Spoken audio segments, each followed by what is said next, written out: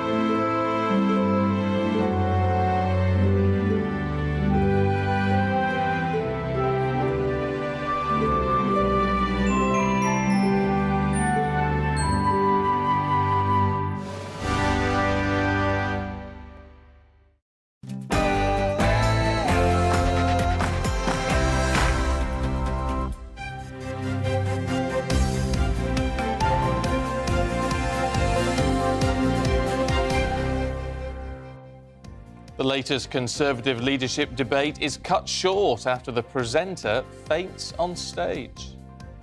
A very good morning to you at 6 o'clock on Thursday, the 27th of July. This is Breakfast on GB News with Stephen and with Rosie. Here's what's leading the news this morning. Well, the second head-to-head TV debate between Rishi Sunak and Liz Truss came to an abrupt end last night after the presenter, Kate McCann, fainted on stage. Before the debate was brought to a close, though, the two candidates were grilled on tax, the NHS and energy policy. Rail strikes return today with widespread delays and cancellations. More than 40,000 rail workers are striking after talks collapsed. With all rail providers affected, some parts of the country have no service at all today. And England's Lionesses have secured a place in the Women's Euros 2020 final after a decisive 4-0 win against Sweden. They'll now play the winners of the second semi-final tonight between Germany and France. You can join in any of the discussions. Email us, gbviews@gbnews.uk, or you can drop us a tweet too @gbnews.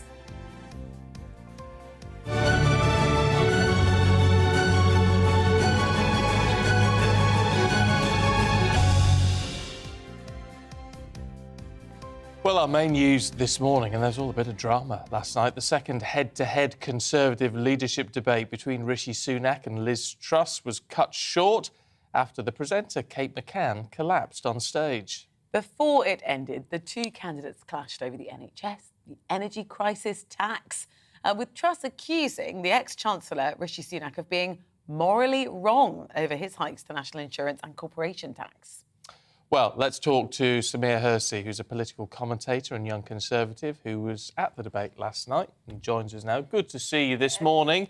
Poor Kate McCann, I've known her for a long time. Lovely, lovely lady, good journalist, but a bit of drama. Yes, it was quite surprising to see what happened. I'm glad to hear that she's OK. But yeah, it was quite shocking seeing that as an audience member. But from what we heard, that she seems to be doing fine. So I'm glad to hear that. Can we just clarify, because we only got shots from one camera on Liz Truss, who seemed to sort of dash off to help her. Is that what happened? Yes. So as an audience member, we were in another room, so we literally was seeing what was actually happening. And we just saw that Liz Truss's reaction, and we were like, "Oh God, what just happened?" And then members of the crew told us Kate sadly collapsed and fainted, but they said that she's okay, and medics were with her, and they have updated us about what was going on. And then after, the candidates came through to speak with us, so that was nice because that was good to see. But yeah, they kept us updated, and I'm glad to hear that Kate's okay. Yeah, they've released a statement, haven't they, saying that it was on medical advice that the debate not continue, and they're looking at actually rescheduling it later on, which would be brilliant if that happens for both, well, for us, the general public, and for the channel as well. That's interesting. When the candidates came back out to talk to you, what were they saying? Because that was a bit of a shared moment that you'd all been through. Yeah.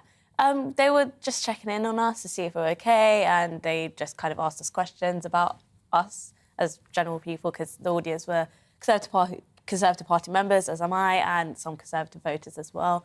So they're just asking about background, and just asked us if we have any questions, and took some photos with them as well. So, but yeah, no, it was nice to hear from them. It was just a very quite informal conversation. So following that, and I imagine that was possibly more useful than the debate itself in a way, having that one-to-one time with them.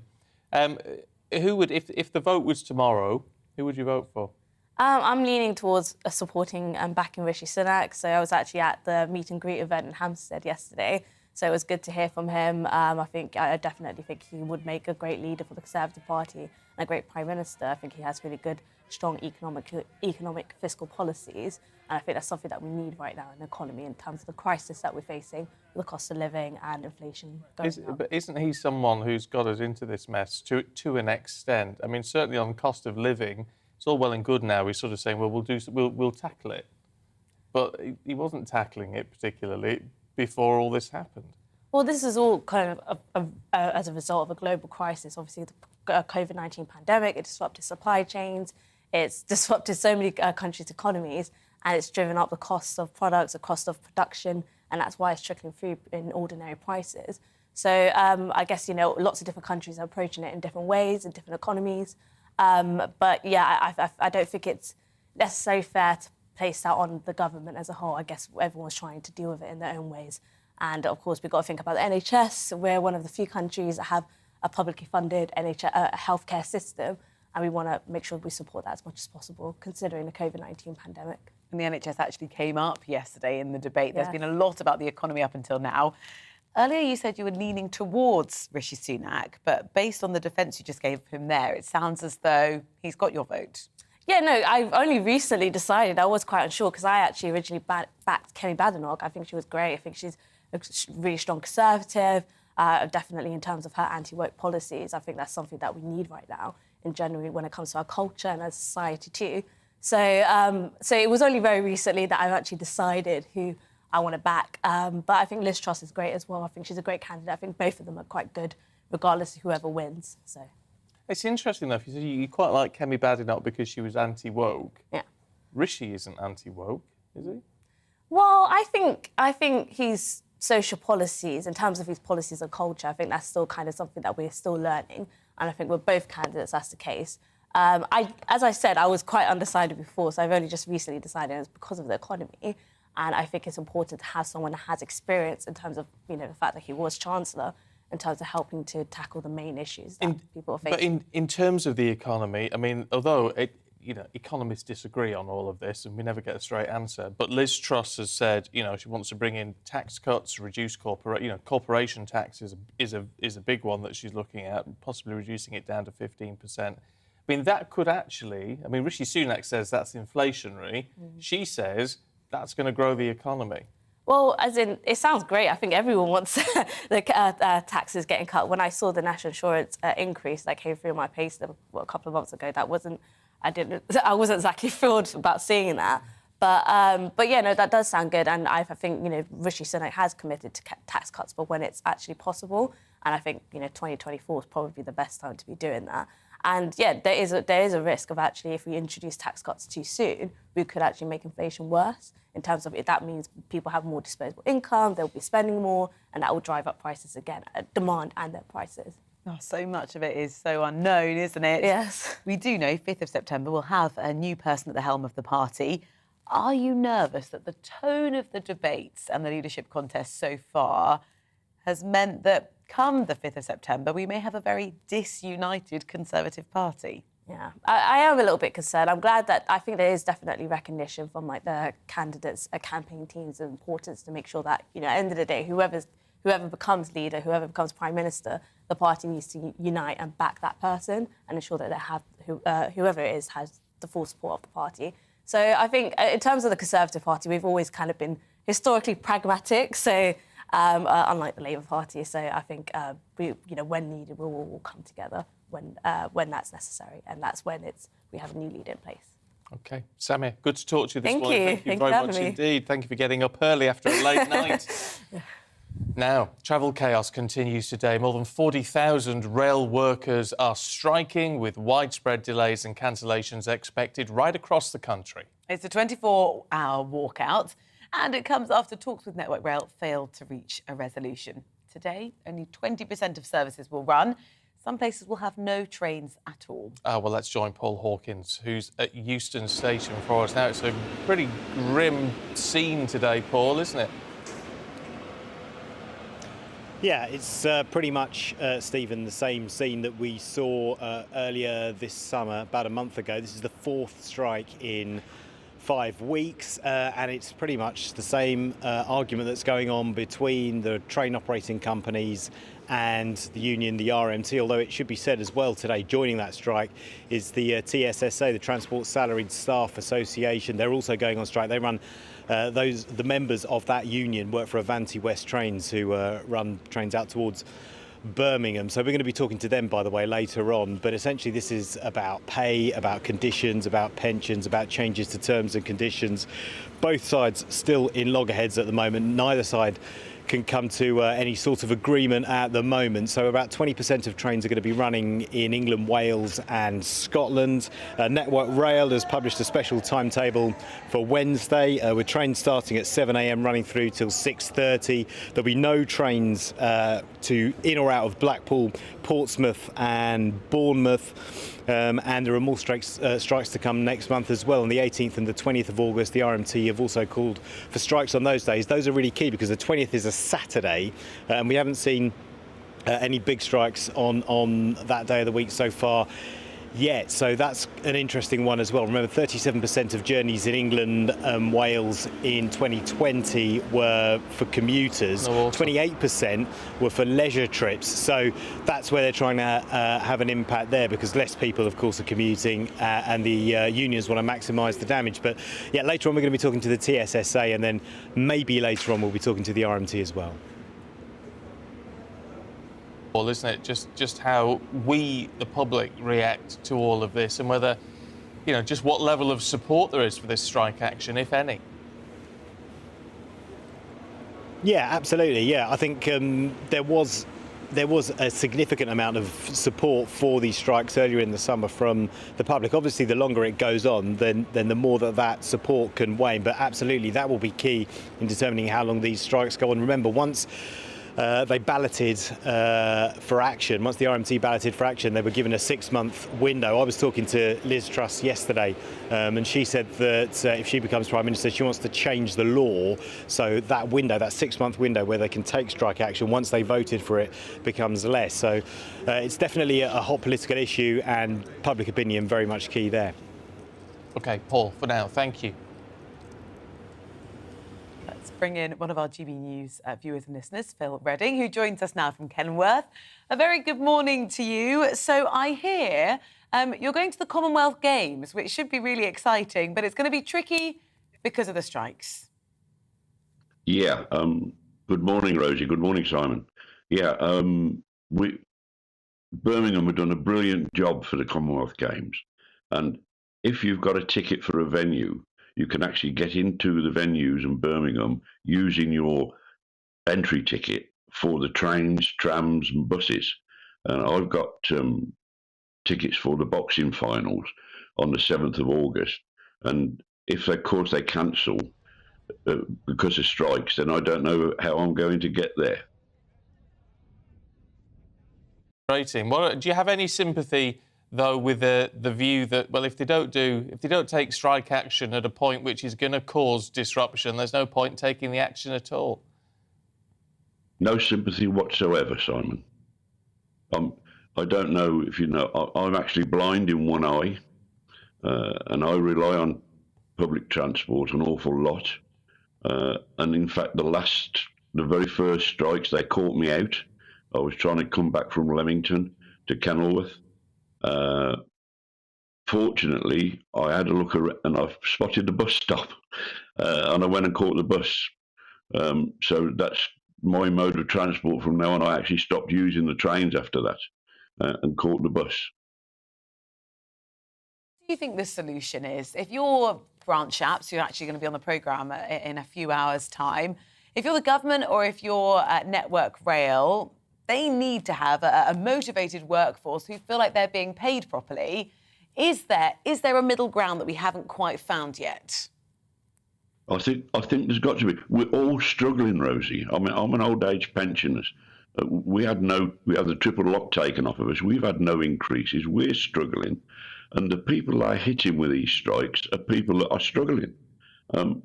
People trying to get around the country, trying to get to work, and all they're going to do is encourage more people to work from home now, and so the revenue will drop. So where's the money going to come from? They must. We're at loggerheads. There's a lot of animosity in the country at the moment. I don't understand it all. They just need to grow up a little bit and talk to each other a bit more rather than shouting at each other and threatening each other. I guess they're going to say that the talking hasn't worked. I mean, that's why they're in this position. Well, they haven't talked enough then, have they, Simon? Or they haven't said the right words when they're talking. I'm going to say it's Stephen. Well, it doesn't matter. It doesn't matter. It doesn't matter. Phil, well, look, we've got to leave it there, but it's been really good to talk to you this morning. Thank you very much indeed. OK, sorry I couldn't be more helpful, but... Oh, no! No, really, I mean, what you're doing is providing the insight of someone who's just saying, I want to get around this week, and it's going to be really challenging because other people have said, we're not going to do our jobs. It's been really, really helpful to have you on. So thank you very much for your time. 6:15 now. Thank you ever so much, now. Honestly, I love the fact that our great viewers and listeners think they should have... The politicians haven't got the answers, Phil. So why you think you should, I don't know. But, I mean, what is important is getting your thoughts and how it is affecting you in real life, because that's what we need to know. I was covering the last set of strikes outside Euston at that same spot that Paul is, and it's good to be there because you're right outside where the negotiations are happening between the RMT and Network Rail, so you can see as and when the conversations are happening. And I was talking to some of the people behind the picket line, and they're very cautious about speaking to the press. But the story that I think generated a little bit more empathy from the general public was I spoke to one guy who was on the catering team, and he said, I've got a family of 3. You know, I earn, I think, in the remit of about £30,000 a year, and I can't support my family on that income, and I don't know how else I'm going to get a pay rise. When you're in that situation and you feel powerless to engineer any kind of change, your only alternative is to get a new job and say, OK, well, this one isn't working for me. I'm going to try and do something else. So maybe do we just say, suck it up? That's what you're going to get paid if you work in this industry. Or if you don't like it, look elsewhere. I think part of the problem is, and it's not about having no sympathy or empathy for people who are really struggling. It's the idea that people are wanting, and a lot of people are getting 3, 4, 5% pay rises at the minute, and saying, well, this is no good because of inflation. We want inflation plus that 3, 4, 5%. Totally understand that, but what you can't then do is provide that across the board. Because we just haven't got the money as a government, as a state, as individual businesses, haven't got the money for that. So at some point, you've got to draw a line. And this is the problem. It doesn't help you if you're struggling financially, but this is the state we're in. So are you in support of the strikes? Let us know. You can email us, gbviews@gbnews.uk. Right now, 17 minutes past 6. Yeah, so let's bring you up to date with the headlines. And as we've been talking about, commuters facing travel chaos across the country as rail workers strike again. More than 40,000 members of the RMT and 14 train operators walking out in that long-running dispute over jobs, pay and conditions. Network Rail says only 20% of services are running. Some places have no trains at all. Air pollution's likely to increase the risk of developing dementia in old people. A government research group has made that set of conclusions. They believe it's due to the impact of breathing in pollutants, which affects blood flow to the brain. England through to the Women's Euro 2022 final after beating Sweden 4-0 at Bramall Lane. Goals from Beth Mead, Lucy Bronze, Alicia Russo and Fran Kirby ended a 13-year run of defeats in the final 4 of the major tournament. So Lioness is now facing either France or Germany on Sunday.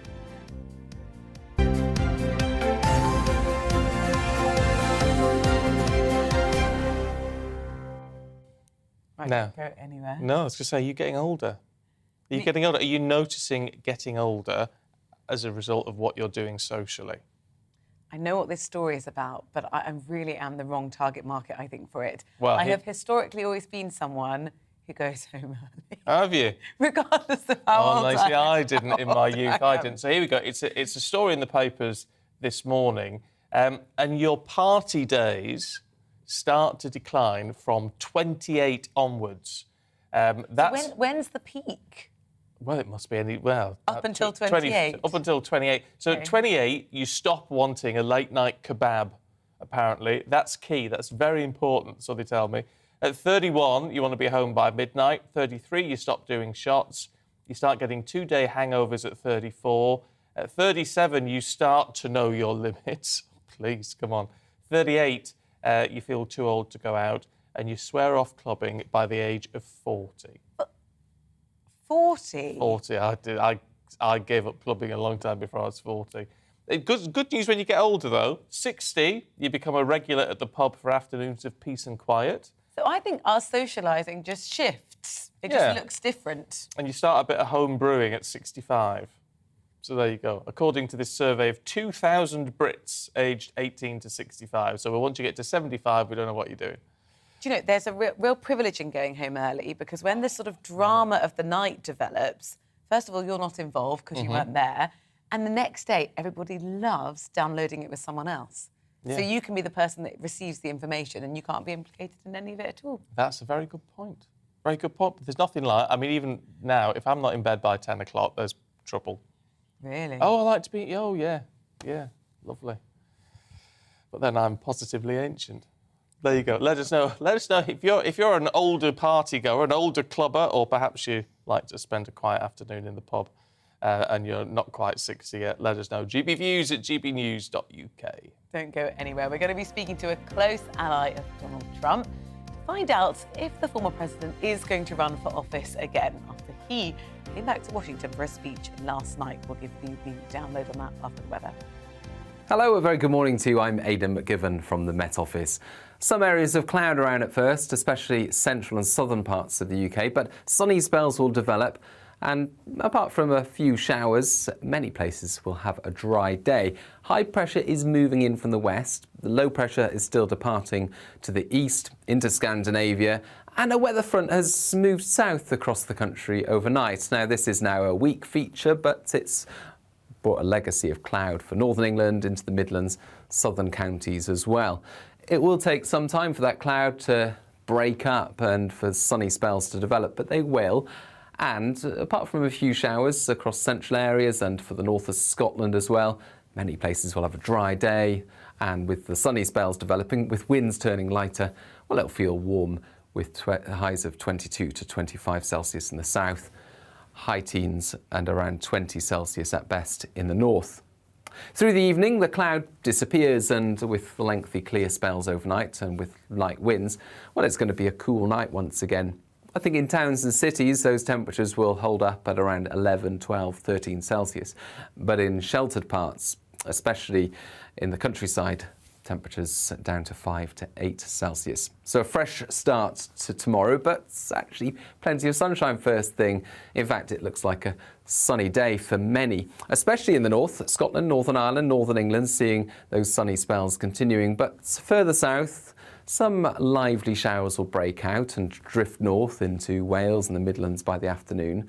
Away from those showers, temperatures faring well once again, with highs of 22 or 23 Celsius. Thursday sees further showers, especially in the north and the west. Likewise on Friday, but at the same time there will be some sunny spells and it will start to warm up as well.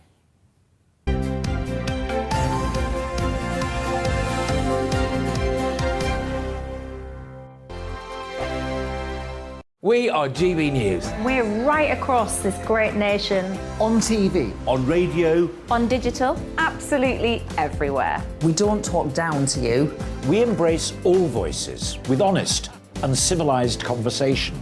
We are not part of the establishment. We're one of you. And we're only getting started. Join us on GB News, The People's Channel. Britain's news channel.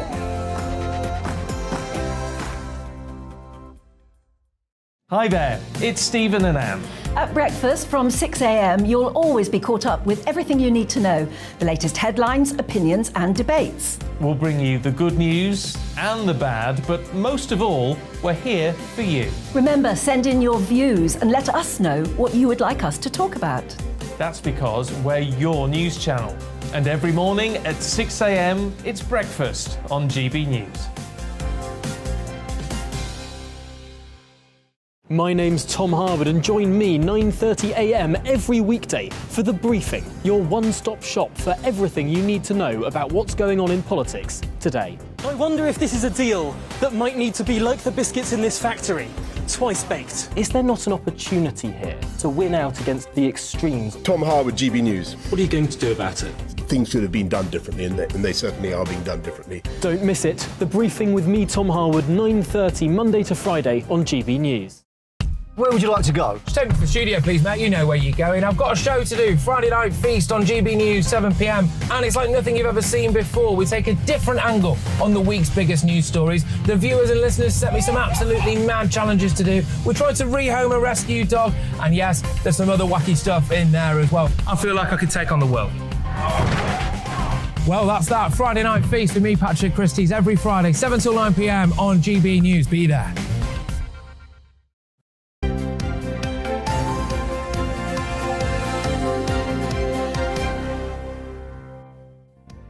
Welcome back to breakfast. It's 6:25. Still to come on today's programme. At 6:45, we're going to be speaking to the former Conservative minister helping evacuate children from the war in Ukraine. At 7:20, we'll take an in-depth look at that stunning 4-0 victory for the Lionesses against Sweden last night. You can join in any of our discussions. You can drop us an email, gbviews@gbnews.uk, or tweet us instead at gbnews.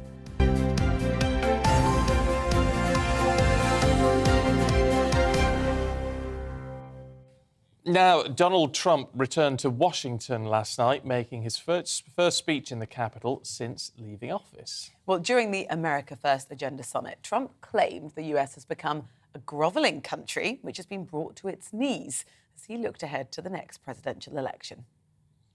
This November, the people are going to vote to stop the destruction of our country, and they're going to vote to rescue America's future. I'm here before you to begin to talk about what we must do to achieve that future when we win a triumphant victory in 2022 and when a Republican president takes back the White House in 2024, which I strongly believe will happen. But will it be him? Well, it sort of sounded like he might be tipping his hat, but he didn't confirm it. Let's talk to former Republican Congressman Devin Nunes. Good to see you this morning. Look, before we talk about his chances of running in 2024, what did you make of what he was saying? I mean, but the country's been brought to its knees and the Republicans can turn it around.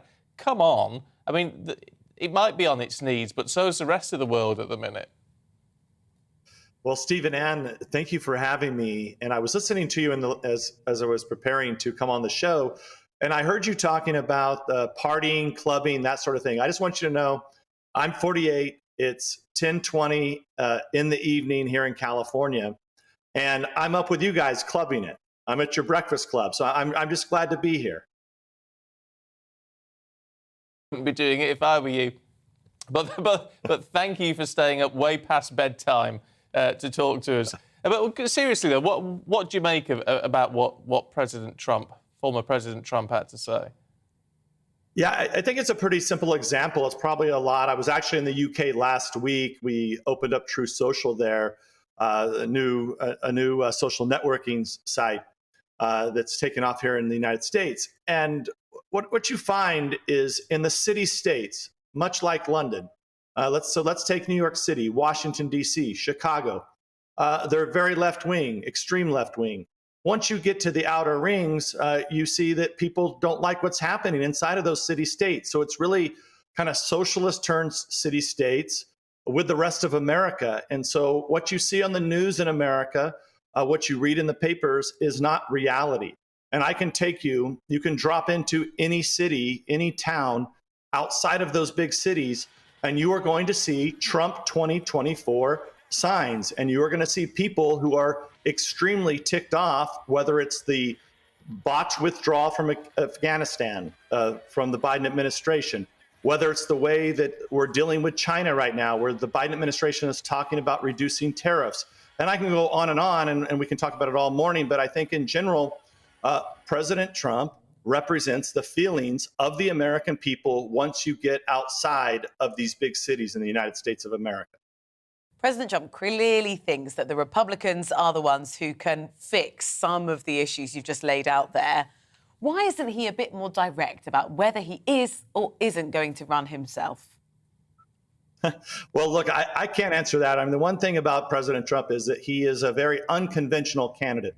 If you remember when he started to run in 2015, all through 2016, nobody gave him a chance. They said, oh, this is like a movie star guy. He's not serious. And at that point, he was very, very popular in Hollywood. He had a square, a star on the Hollywood Walk of Fame. Everybody loved him, but nobody actually took him seriously. But look, deep in his bones, he believes in something that's very serious, and that is that the United States of America and our allies are very susceptible to what China and our other adversaries are doing. They're taking over the entire economy of the globe.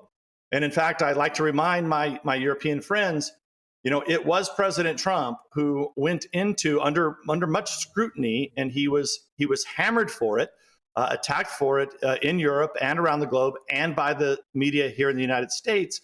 He was attacked for going in and telling the Germans and the rest of Europe, what the hell are you doing putting in new pipelines to bring gas from Russia? You guys better get fossil fuels on your own. You better keep your nuclear power plants open. You better look at alternative energy. You better look at bringing gas from other parts of the world. He said that, and now Europe's on its knees, and I think you are. And I was just there in London. You guys are in better shape, I think, largely because you've separated yourselves from some of the nuttiness that's occurring in the European Union right now. And he also said something that's very simple. The United States was carrying the load for NATO. You had some countries that were paying less than 1% of their budget. He said, look, you guys need to beef up your military. The threats are still real. They're still out there. So that, I think, is the reality that's happening in Europe. President Trump was right about that. And if he came on your show, he would tell you exactly the same thing that I'm saying now. Tell you what the problem is for a lot of people, I mean, as we observe it over here, is that whatever good things he may have done, and there's bound to be some, it gets overshadowed by the fact that he has been such a divisive character. I mean, not just the way he is perceived himself, but the way he has divided the United States. He's set people against each other. Now, how is that helpful in any way, shape or form? Yeah, I actually I don't think that is the case. In fact, he was completely nuked from every single social media site in the world. His accounts were completely annihilated. He had no way to communicate. So this is a fact of the media that's owned by the left in the United States and the social media companies who create false narratives, and then they run it through social media so that it ends up into your phones. And so what you see in Europe, and I don't blame you, I'm not faulting what you're saying, and I believe that you probably believe that. But that's not what's happening in reality. What President Trump did is he kind of ripped the Band-Aid off of what many Americans were feeling, and that was that socialism was taking root in these city-states. You had the Democratic Republic failing. I mean, look, I was the chairman of the House Intelligence Committee for many years. I served in Congress for 20 years. I left Congress to go and start a social media company with President Trump precisely for this reason, because we couldn't even communicate, forget about with the rest of the world, we couldn't even communicate with one another. And I think that's the thing that you have to look for. You have to see through the fog and then see reality. And what happened is that the left turned the government against President Trump and the Republican Party with, I don't know if you guys, how much you covered this in the United States, but we went through this whole Russia hoax, Russia gate, whatever you want to call it, where the intelligence agencies of the United States of America and the Department of Justice investigated the Republican Party and President Trump for colluding with Russia. And including you had the United Kingdom was also involved in this too, with a former spy that defamed and slandered and sent this over to the United States, garbage about President Trump and prostitution in Europe and all of this total nonsense. So nothing you've seen for the last 5 or 6 years is based in reality. And, that's why, we have Truth Social that we open in the UK first, because we believe you're the country of the Magna Carta. We believe that you're the place of free speech. We believe that you believe in that like we do also.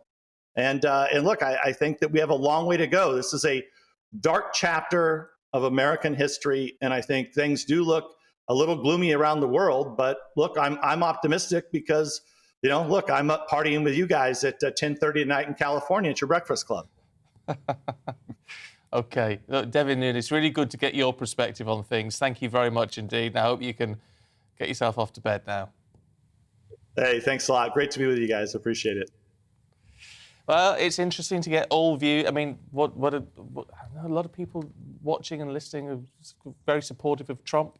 A lot of you aren't, same as it is with the PM over here, really, to be fair. I wonder how much sort of the findings of the inquiry towards the tail end of last week will play into this. The sort of the investigation hearing that when those riots were taking place on January the 6th, and it's Donald Trump's potential involvement in them, which is why he was booted off the social media platforms in the first place. The investigation heard that Donald Trump was just sat sort of watching it all unfold on the TV and could have taken immediate action and chose to sit back. How much weight will that investigation have on his profile, or will it only just sort of solidify views that people already hold? Yeah, difficult to say, but of course, what it does do is open up the possibility for criminal prosecution, which then will be looked at, but that's then going to be a separate process. So we shall have to wait and see, and maybe it's because of that Donald Trump hasn't yet declared for 2024, but we shall wait and see. Right now, 25 minutes to 7. Coming up on the programme, we're taking a look through the newspapers with David Mellor and Claire Muldoon. Don't go anywhere.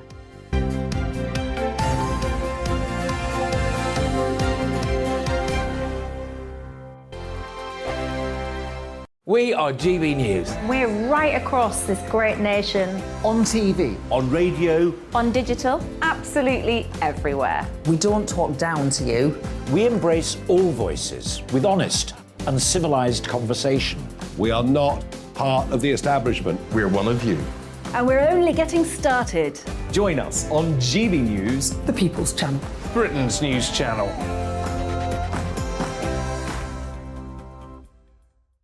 Hi there, it's Stephen and Anne.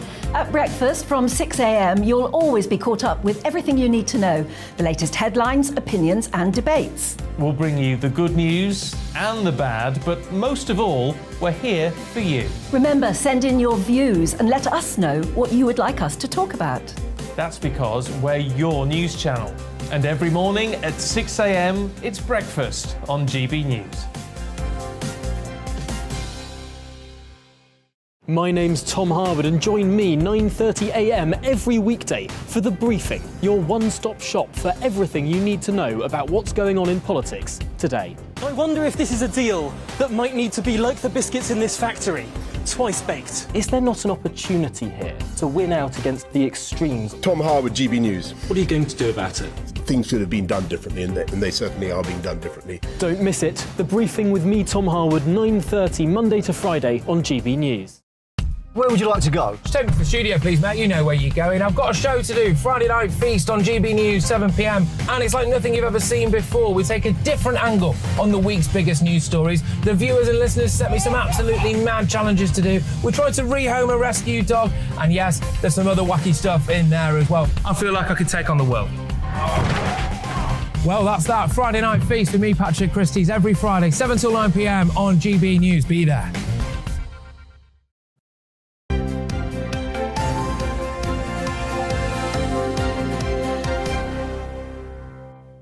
Loads of you getting in touch about money, and I'm not surprised. Nigel says, you say a person working in catering on the rail services could struggle on $30,000 a year. I'm a clinical support worker in a busy mental health hospital and earn 23 grand.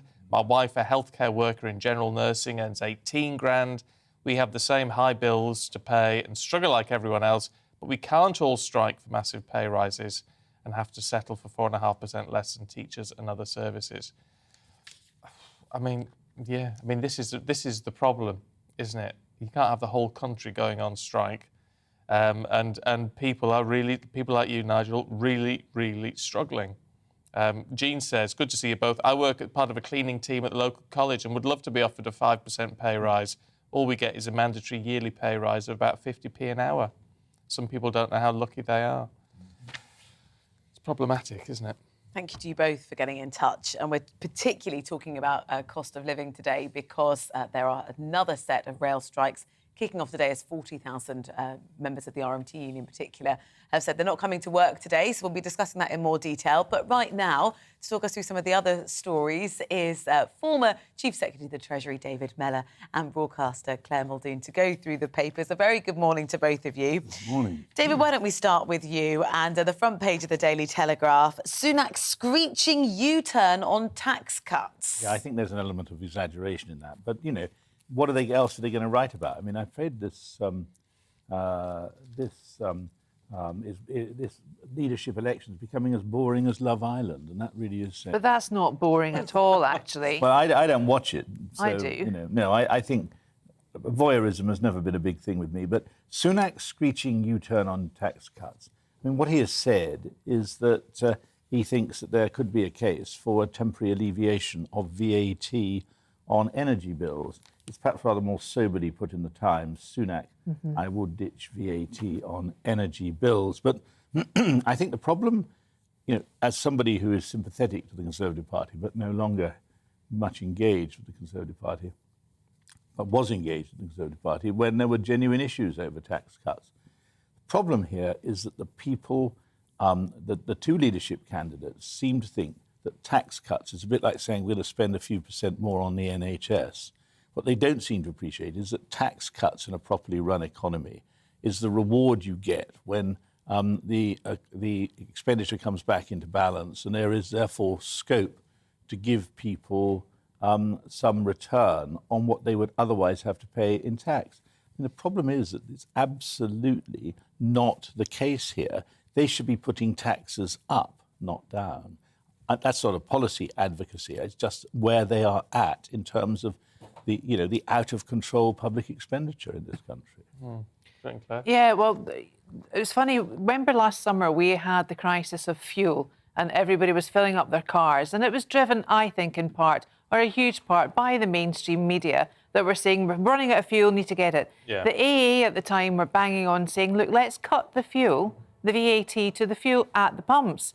Now, and everyone said, oh, actually, can we do that? Yes, you can. Shall we do that? No, we won't. Right? I don't think the VAT and I think the VAT and the energy bills is a knee-jerk reaction to something that could have been dealt with, helped with, aided much further back down the line than is now.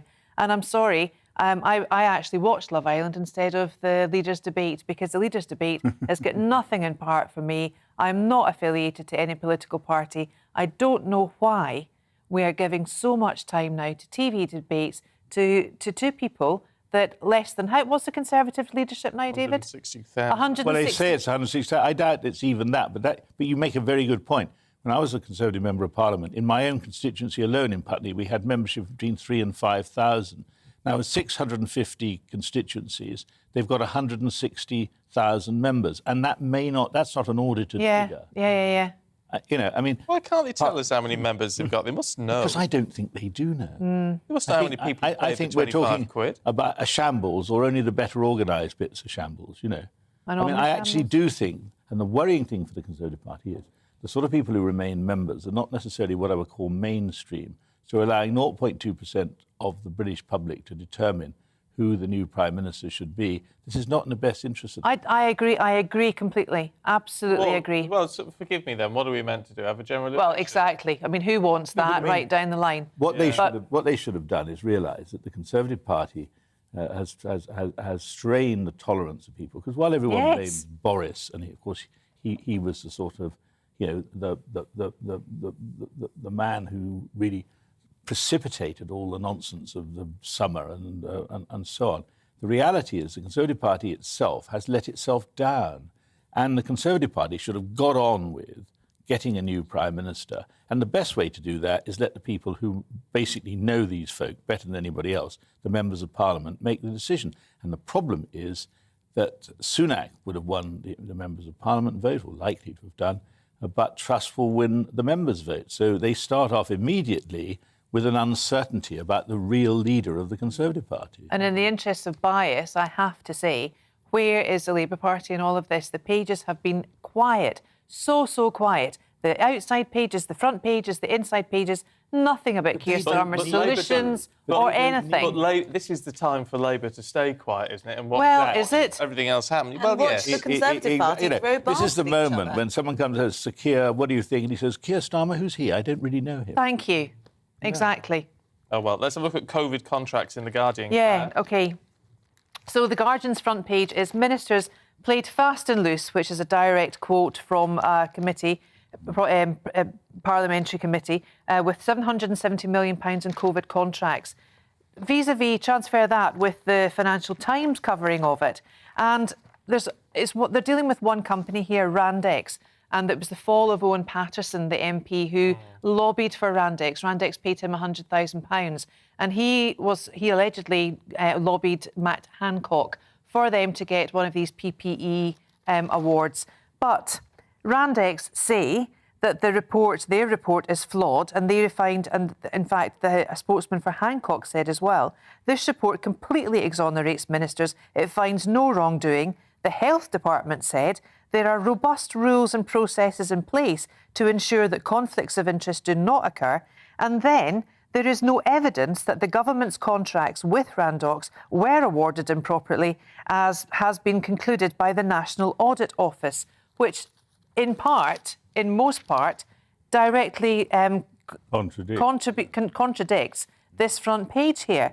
And I made a note, actually, of a quote that the PAC, which was the Public Accounts Committee, that said, even allowing for the exceptional circumstances at the start of the pandemic, basic civil service practices to document contract decision-making were not followed. And indeed, let me just say straight away that at the beginning of this process, a friend of mine, a serious businessman in America, rang me up and said, could I help them get access to the Department of Health, because they did a lot of business with China. And I said, the last thing you want is somebody like me, a clapped-out old ex-politician, because that will immediately taint and contaminate your application. Yeah. You could have knocked me down with a feather when I found that if I had actually endorsed them, they'd have gone into a special category and were more likely to get it. The whole thing was flawed from the beginning. Yep. And, you know, I smell the air, and there's a little stench of corruption in all of this, and there's no point in anybody thinking that this isn't a really serious issue,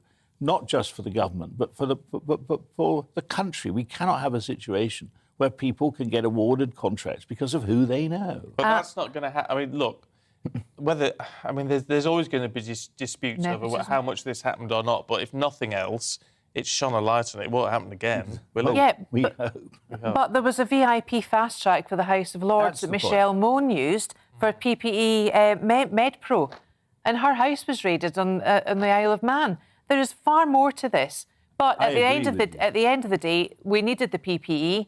Wherever it was from, it was a knee-jerk reaction. Everything seems to be so reactive. But I think that it was very important to say, even allowing for the exceptional circumstances, I'll repeat it, the start of the pandemic, basic civil service practices to document contract decision-making were not followed. Yeah, I agree. We've got a day of disruption ahead of us, particularly if you want to travel on the trains. David, talk us through a real sort of rallying, quite an angry call to action on the front page of the Mirror. Well, what was interesting was hearing what some of your viewers were sending in, saying, we work and you're not going to get a pay rise of that scale. This sets worker against worker, and it suggests that if you haven't got muscle, you'll be forgotten. You'll be at the bottom of the list. Look, this dear fellow, Mr. Lynch, he's not so much interested in what his members will get, in my opinion. What he's interested in is how he can exploit the grievances of his members in order to bring down the government. And we've been... Oh, he's not like that. I don't believe Mick Lynch is like that. Outright. Of course he would. Well, he would, wouldn't he? But at the end of it all, I travelled up quite a long distance on a train last evening. I can't now go back from whence I came because the trains aren't running. And you think, what an exercise in futility that is. But one thing is absolutely certain: the government cannot afford to give way to these people, because my grandfather, both of my grandfathers at different stages in their careers were railway workers. So I'm nothing against railway workers, but one of the things I'm quite certain of, as I sat there and watched a rather jovial guard making quite funny announcements as we wended our way up from Dorset, I think to myself, it's not a very difficult job actually. It's probably not as difficult as half of the jobs that the people are writing into you about.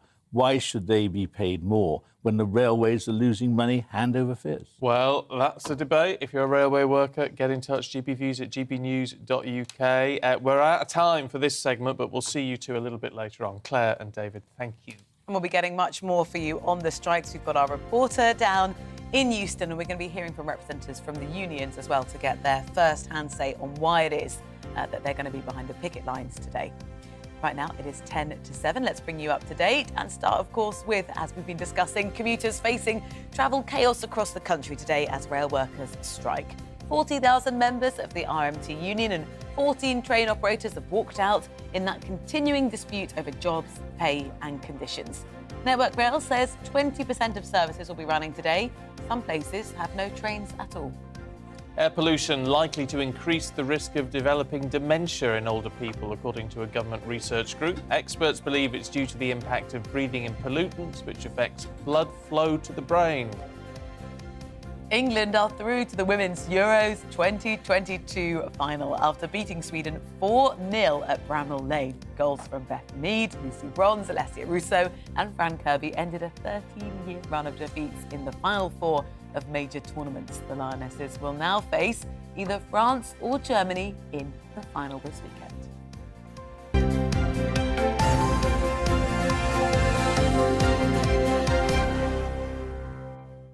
Well, let's get more on the football. Aidan McGee is here. Morning, Aidan. What a lovely surprise to see you on a Wednesday. Oh, nice surprise to see you too. The game last night, did you watch any of it? No. Oh, right. Okay. Was it worth watching? Yeah, you missed a treat. It really was good. I mean, I've been saying all week that Sweden would be a real problem for England because they've got the pedigree. They've gone deep into tournaments many times. I mean, OK, they haven't won it since 1984. Possibly there was a mental block for them going into the real latter stages of a tournament. But England had it all to do in terms of what they had to prove. But I did feel it would be a problem for Sweden playing in front of that atmosphere. 28,000 fans. I mean, they've sold 32,000 tickets. There were train problems around Sheffield last night, so there was a slight dip in terms of the attendance, but it was still 28,000. It was a raucous atmosphere, and Sweden, Stephen, just could not cope. They had one chance in the first 5 minutes. Other than that, how they are second in the world is... I mean, if they're ranked second in the world, then my answer giraffe, quite frankly, because they're absolutely useless. However, that was because England got about them left, right and centre, all over the pitch, in every single position, and they made them look distinctly ordinary. It's easy for me to sit here and say Sweden are not a second-ranked team in the world, but they're there for a reason. You do that, you accumulate those ratings over a long period of time, and England just made them look really, really average. Sunday, then, who are we likely to face? Well, that's the big one tonight, France against Germany. So leading into the semi-finals, we did have the best four teams in Europe competing in the semi-finals, which is what we expect. I mean, there were criticisms early on in the tournament that Norway are ranked 11th in the world, but England beat them 8-0. Holland beat them 7-0 a few weeks before. As I say, if Sweden are second, maybe the rankings are a bit skewed. We see it in tennis all the time. Sometimes the world number one doesn't always win the Grand Slams. However, the ranking doesn't seem to be mattering at the moment because we are into the last four now. Well, no, last three actually, because England are through to the final. But it depends on tonight in terms of France and Germany. I think Germany will go through again a nemesis for England in the past. They lost them in 2009 when none of these players are actually around. But you've got a new manager now, a new coach, Sarina Wiegman, who has won it recently with the Netherlands back in 2017. She's got experience of winning those big trophies, and maybe that's what they needed. They needed to take that extra step to bring some trophy-winning class to a team that's very, very talented. And what you're seeing now as well, you're seeing these England players, they're recognisable now. It's doing wonders for the sport. You could see 3 or 4 of these players walking down the street in Paddington Basin this afternoon, and we'd all know who they are. In fact, they might be. It's not a million miles from Wembley. They might be here at the weekend. You never know. You never know. Keep your eyes peeled. Aidan, thank you. We're going to catch up with you a little bit later on. Now, Ukraine could start exporting grain today from its ports after Russia promised safe passage. Yeah, but it's not just food that's stuck there. People still struggling to escape the war-torn country.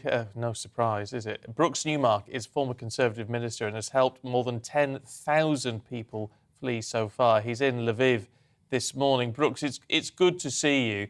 Good to see you Talk too. us through what is the current situation with the number of people who are wanting to get out and being able to get out. What is happening? It's very mixed. They're, I guess, flowing both ways. So the war zone keeps moving around. And so what I've ended up doing over the past 4 or 5 months is setting up a series of hubs where I believe, and where the evidence seems to be, where the Russians keep sending missiles. So that if civilians want to get out, we can help facilitate that. But there is a flow back into Ukraine. So where I am at the moment in Lviv, and I was in Kharkiv yesterday, but I went 1,000 kilometers to get here. It's almost like there isn't a war going on here.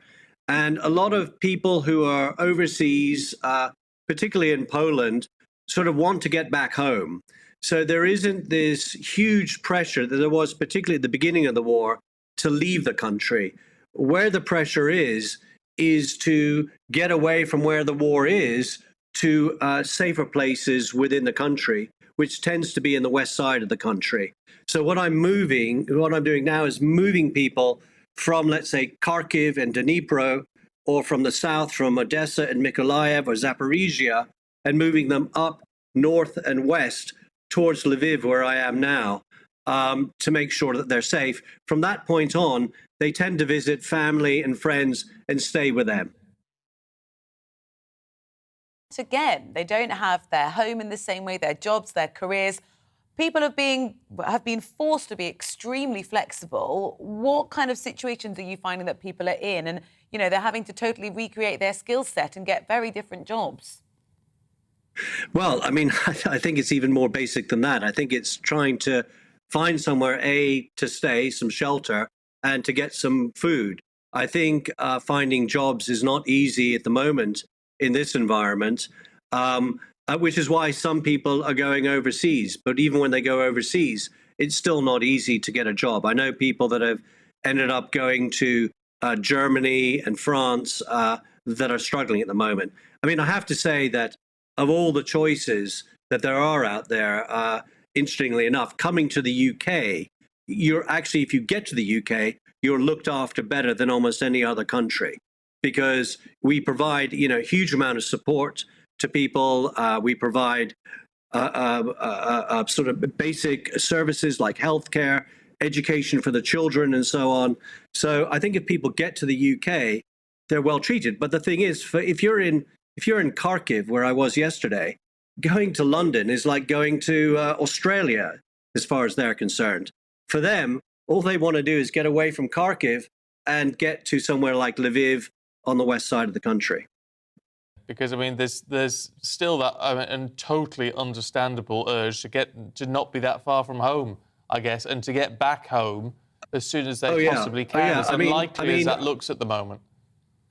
Yeah, no, I mean, yesterday I helped move out over 1,000 women and children from a Russian-held area right on the border of where Russia is at the moment. And a lot of people, some of them have been there 4 or 5 months, hoping amongst hope that there'll be some sort of counterinsurgency and the Ukrainian army will come back. But in the end, they sort of give up and want to come back. The people who tend to stay, of course, are the elderly. And their view is, it's sort of, I don't care who's in control here. Just leave me alone to sort of get on with my life. And then I think that's the sort of attitude, I think, of particularly many of the elderly people. Those with younger families now want to get out. So yesterday, I think I got out about 1,015 people, including 190 children. Now, those 190 children in particular then have to go somewhere where they're looked after and hopefully get, educated when the new term starts. So there's an enormous amount of pressure on, in addition to which I've been spending time moving. There's a lot of orphanages also around the border areas.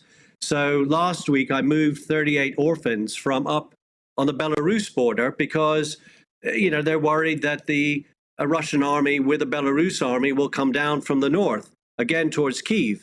So I moved 38 orphans with 5 support workers to Gdansk, where I found a place for them to stay. It's amazing work that you're doing, and it's really good to talk to you this morning. Brooks, thank you very much indeed. Thank you. Now, after the break, we're going to have all the latest on the strikes, the rail strikes today, and, of course, the Conservative Party leadership contest. That's all to come.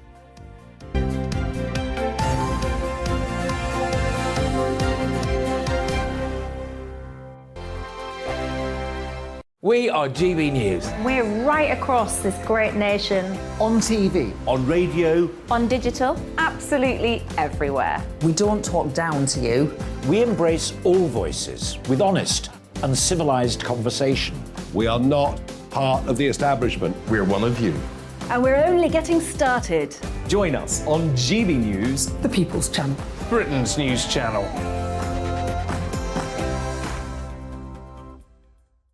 Hi there, it's Stephen and Anne. At breakfast from 6 a.m, you'll always be caught up with everything you need to know, the latest headlines, opinions and debates. We'll bring you the good news and the bad, but most of all, we're here for you. Remember, send in your views and let us know what you would like us to talk about. That's because we're your news channel. And every morning at 6 a.m, it's breakfast on GB News. My name's Tom Harwood, and join me 9:30 a.m. every weekday for The Briefing, your one-stop shop for everything you need to know about what's going on in politics today. I wonder if this is a deal that might need to be like the biscuits in this factory, twice baked. Is there not an opportunity here to win out against the extremes? Tom Harwood, GB News. What are you going to do about it? Things should have been done differently, and they certainly are being done differently. Don't miss it. The Briefing with me, Tom Harwood, 9:30 Monday to Friday on GB News. Where would you like to go? Just take me to the studio, please, mate. You know where you're going. I've got a show to do. Friday Night Feast on GB News, 7 p.m. And it's like nothing you've ever seen before. We take a different angle on the week's biggest news stories. The viewers and listeners set me some absolutely mad challenges to do. We tried to rehome a rescue dog. And yes, there's some other wacky stuff in there as well. I feel like I could take on the world. Well, that's that. Friday Night Feast with me, Patrick Christie's, every Friday, 7 till 9 p.m. on GB News. Be there.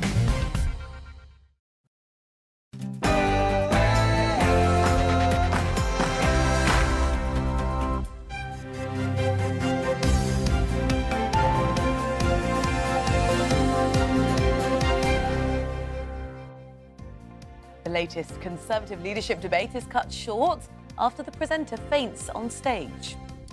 Morning to you. It's 7 o'clock on Thursday, the 27th of July. This is Breakfast on GB News with Stephen and Rosie. Here's what's leading the news this morning.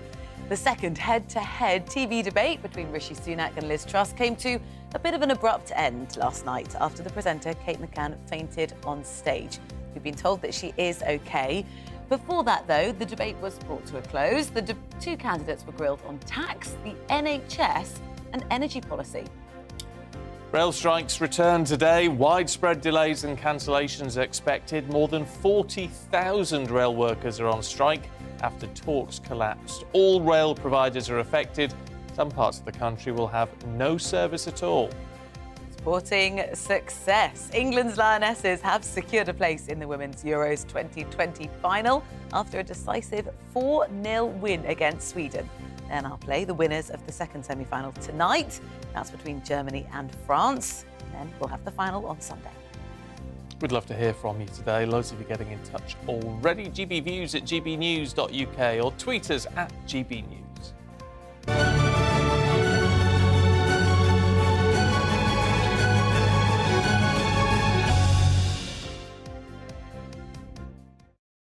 Well, our main news this morning and the second head-to-head Conservative leadership debate between Rishi Sunak and Liz Truss was cut short after the host, Kate McCann, fainted on stage. Well, before the debate ended, the two candidates clashed over the NHS, the energy crisis and tax.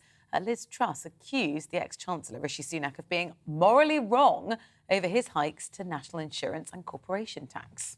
Well, we're joined in the studio by our political correspondent Tom Harwood and deputy editor of The Spectator, Freddie Gray. Tom, let's start off with you.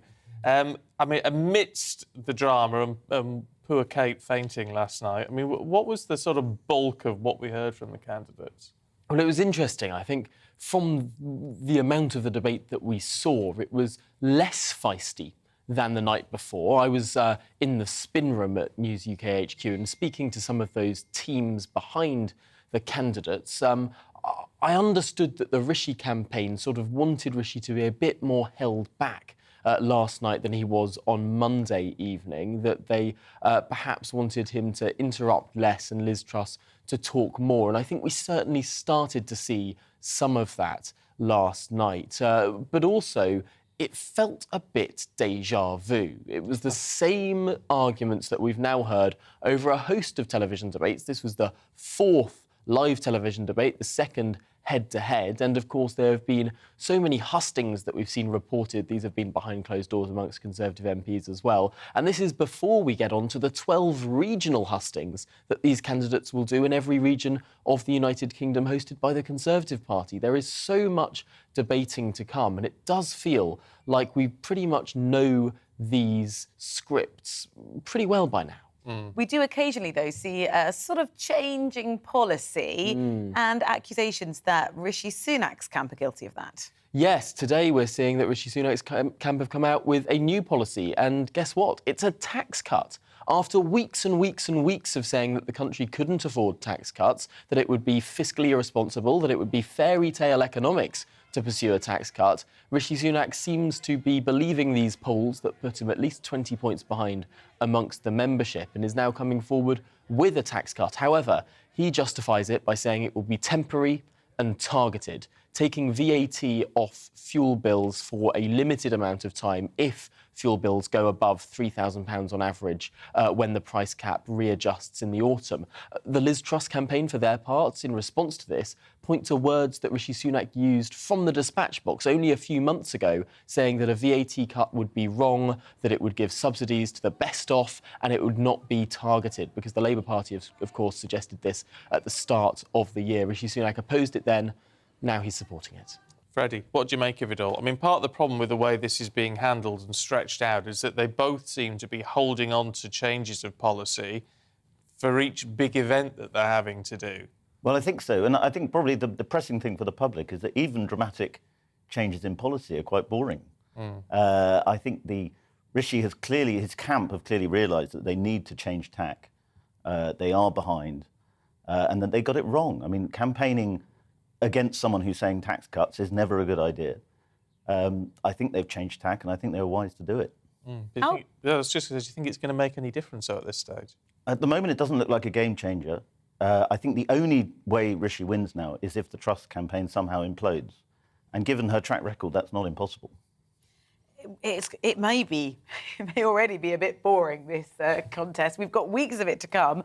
What won't be boring for the public is the Prime Minister we then inherit come the start of September. But how much damage do you think this contest is doing to the public's perception of the Conservative Party?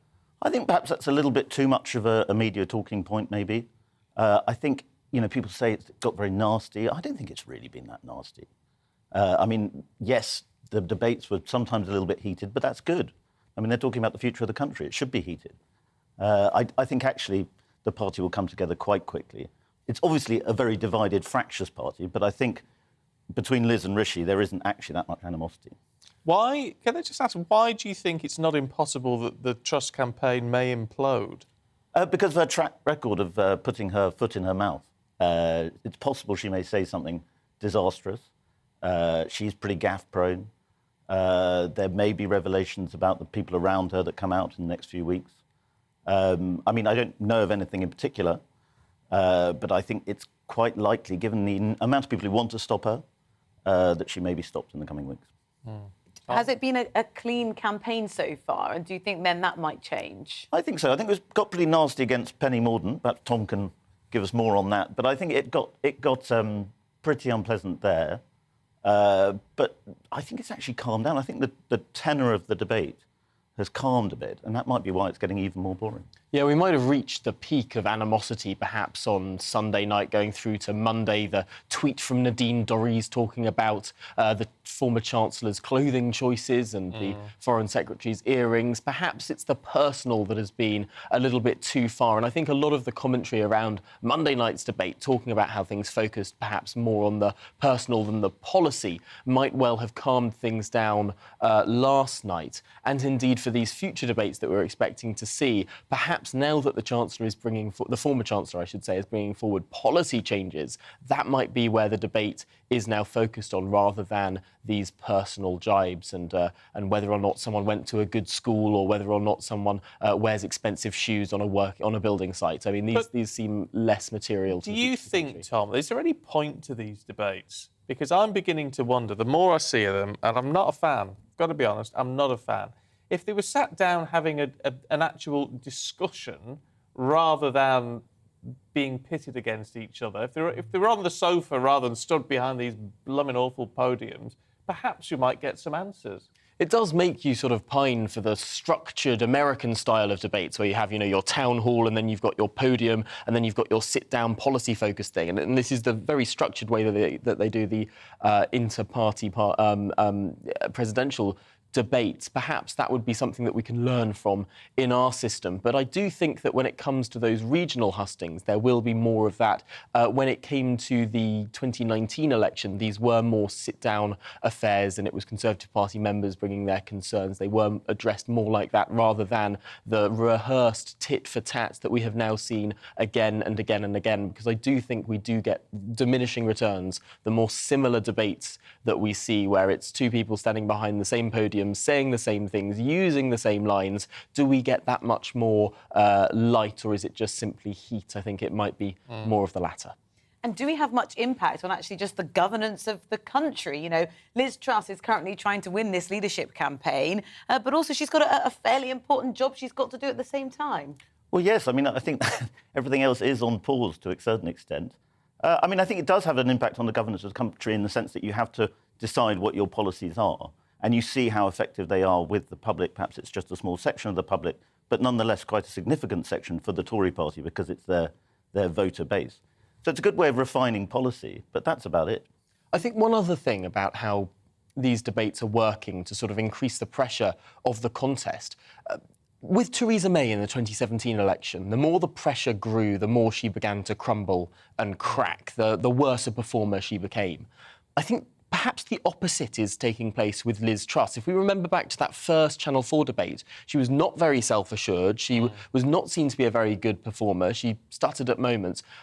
If anything, the more the contest has gone on, the higher the pressure has become, the more we've seen Liz Truss grow in confidence and grow in speaking ability in these sort of events. So potentially this sort of pressure cooker of this contest is not only revealing who these people are, but potentially making them who they are as well. Yeah, which is quite interesting, actually, isn't it? In terms of Liz Truss, one thing which I did think, it's down to Kate McCann, who we know very well, and obviously we do feel for her. But what was interesting was Liz Truss's reaction, which was very human. So much more human than perhaps she'd been alleged to be, and that you had all these comparisons to how robotic Liz Truss has come across in the past. But the way that she gasped and instinctively ran towards to help, I think a lot of people will have felt that that was a very human, quite a motherly reaction in many ways as well. And we did hear Liz Truss actually talking about her daughter as well in that debate before it was brought to a close. So I think we are seeing a bit more of a human side to her. Yeah. OK. Tom, Freddie, thank you both very much indeed. Now, let us know what you think. gbviews@gbnews.uk. I mean, do you think these debates make a difference? I'm sceptical. I've got to be honest, I'm sceptical. I think a relaxed, non-confrontational chat might be better in this day and age, but let us know what you think. I think particularly initially there's sort of intrigue and the drama, and now you think, oh my goodness, it's just going to be more of the same. Perhaps I'll tune out. Well, let us know what you think. Right now, 12 minutes past 7. I'm sure you've got a view on this travel disruption today. 40,000 rail workers go on strike. There's going to be widespread delays and cancellations expected across the country. It's a 24-hour walkout, comes after the talks with Network Rail failed to reach a resolution. There's only going to be 20%, a fifth of services running today. Some places are going to have no trains at all. Well, let's find out a little bit more about what is happening. Our reporters Paul Hawkins and David Donaldson join us now. Let's start with you, Paul, at London Euston, at the picket line. What's the situation? Yeah, morning, Rosie. Yeah, it's not just the RMT that are taking part in this strike. They're also joined by another union, the Transport Salaried Staff Association, the TSSA union, also taking part in action today. And we can speak now to the General Secretary of the union, Manuel Cortes. Manuel, thank you for speaking to us. Good morning. On GB News. First of all, there's been a lot of publicity about the RMT. First of all, just tell us a little about the TSSA, who you represent and why you're striking today. Well, look, we represent what traditionally would be called white-collar staff in the railways, and that's a wide range of people, from those who sell you a ticket at a booking office all the way to graduate engineers in the railway, supervisors, managers. So it's a very broad range of people. Why are we on strike? Well, it's very simple. I'm sure that your viewers will understand this. The Tories have created a very deep cost of living crisis, and some of our members have not had a wage increase for 4 years. The majority haven't had one for 3 years. And clearly the purchasing power is being eroded on a daily basis. So what they're doing now is taking a stance to make sure that they don't lose out again. So for you, what would be a minimum acceptable level of pay? Because obviously inflation's running at what, 8, 9, 10, 11% at the moment. What would you think is an acceptable pay deal? Well, good try, but I'm not going to start negotiating with the employers through your television channel or any other channel. Look, the way to resolve this is to sit down the negotiating table. And my union has been doing that. We've been doing this all the way from the beginning of this year. But the problem we've got is that the dead hand of government is stopping the train operators, for example, from making an offer. So Grant Shapps should really either get out of the way or get involved directly in the talks. He's got my number, he can phone me. I'm prepared to meet him anytime, anywhere. Because he says that you should be negotiating with the train companies. This is a privatised industry. It's nothing to do with government. I think he's having a laugh, because at the end of the day, he's controlling what's happening in those negotiations. So when I speak to the train operators, they cannot agree anything without going back to him and asking for his okay. So clearly, his dead hand is stopping negotiations. So he either gets out of the way, or he allows train operators to negotiate freely with us, as they've always done in the past. Do the unions want the industry to modernise? Look, my union has been around for 140 years. The only reason we survived is because we've moved on with the times. The railway and technological change within the railway has meant that every generation of rail workers has faced new challenges. But we've coped, otherwise we wouldn't have been around for 140 years. I think this is a smokescreen from Shapps. The reality is that he's at fault. The dead hand of the Department for Transport is behind this. He just needs to get out of the way and allow the train companies to negotiate freely with us. And I'm sure if that happens, we can resolve this. Manuel, thank you for speaking to us. Really appreciate your time. Thank you very much for having me. Thank you. Manuel Cortes there, the General Secretary of the TSSA, there with a message for Grant Shapps, the Transport Secretary, who I believe we'll be speaking to later on in the programme. We certainly will. Paul, thank you. Let's head up to Scotland. Davy Donaldson. Morning, Davy. What's happening there? Yeah, good morning. Not much is happening, as you can see over my shoulder, because the train station here at Central Train Station in Glasgow is eerily quiet. There's only 5 services running across the central belt, across the whole of the country. So if you're up north, further north in Perth and Dundee and Aberdeen and Inverness and such, no train services whatsoever. So, and this is obviously due to the strike action by Network Rail. It's also compounded here because we've just had ScotRail have a pay dispute. That was settled, and things were slowly returning to normal. We only had the reintroduction of the full timetable last week, believe it or not, and here we are again, commuters facing traffic chaos because they can't simply get on trains, because Network Rail obviously their staff are responsible for the points and signalling. So that's the reason that we've only got the 5 services across Scotland today. So that, as you can imagine, that's going to cause huge, huge problems. There are some services I did see inside. There was a service here from Glasgow Central going down to London Euston, but I think that's going to be pretty few and far between. Really, really difficult times for people, and they're going to have to seek alternative ways of getting about their business and getting to work. It's also going to take some time as well to return to normal. ScotRail come out and said that that's going to be an issue because some of the points obviously will just turn themselves back on. They're automatic. However, most of them, the majority across Scotland, will have to be turned on manually, and that's going to affect travel services tomorrow morning. OK, Davey and Paul, thanks both very much indeed. Jackie's been in touch. Morning, Jackie. Says, why don't we get the same body who decides MPs' pay rises to decide on the rises others should get? The MPs seem to use this as an excuse to get a high percentage rise. What's good for them should apply to all. Look, on the surface, that sounds like a pretty good idea, doesn't it? But of course, we're talking about a privatised company. Janice says, I've got no sympathy for the RMT. The strike is political, run by a £100,000 a year Labour militant Mick Lynch. It's all about bringing down the government. We may be hearing from Mick Lynch in the next hour here on Breakfast, so don't miss Let's that. hope so. Wayne's been in touch. Morning to you, Wayne. Says, I'm a platform assistant on South Eastern. I earned £24,000 before stoppages. The drivers earned £55,000 plus, so it gives a false average. A lot of staff still have to be topped up with universal credit, so the lower scale of pay on the railway can't be that great, otherwise they wouldn't have to claim it. So it's a lot of people with not a lot of money. But interestingly, Steve says setting workers against each other with pay rises is not a good idea, as we saw in the early 80s, when as a police officer we got massive pay rises and nurses did not, setting us up against each other. And I think this is the problem.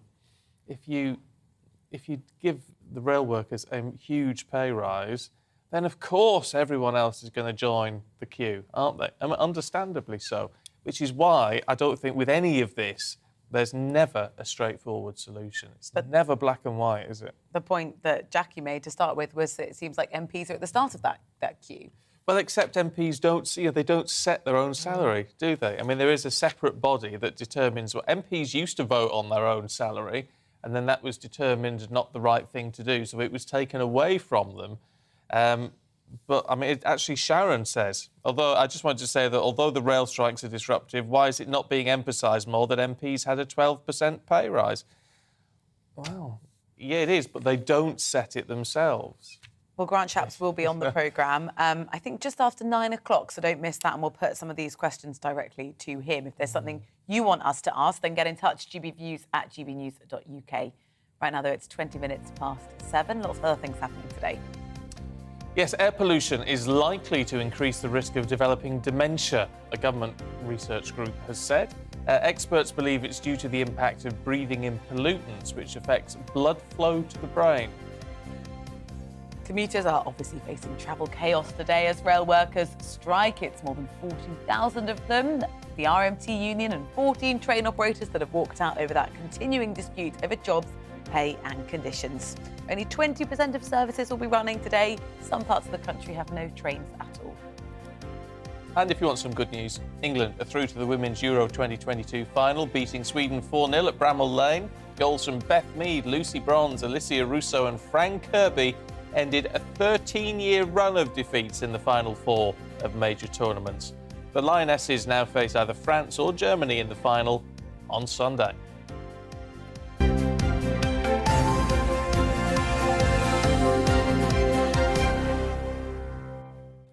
We were talking about getting older and what proves you're getting older, and when it comes to going out and having a kebab and all that sort of thing. Clubbing apparently peaks at 28. Partying. Yeah, you want to stop clubbing at 40, apparently, please. 40-year-old clubbers. Well, Jean, morning Jean, her son is 46, loves a party and a festival and the pub. He's a busy boy.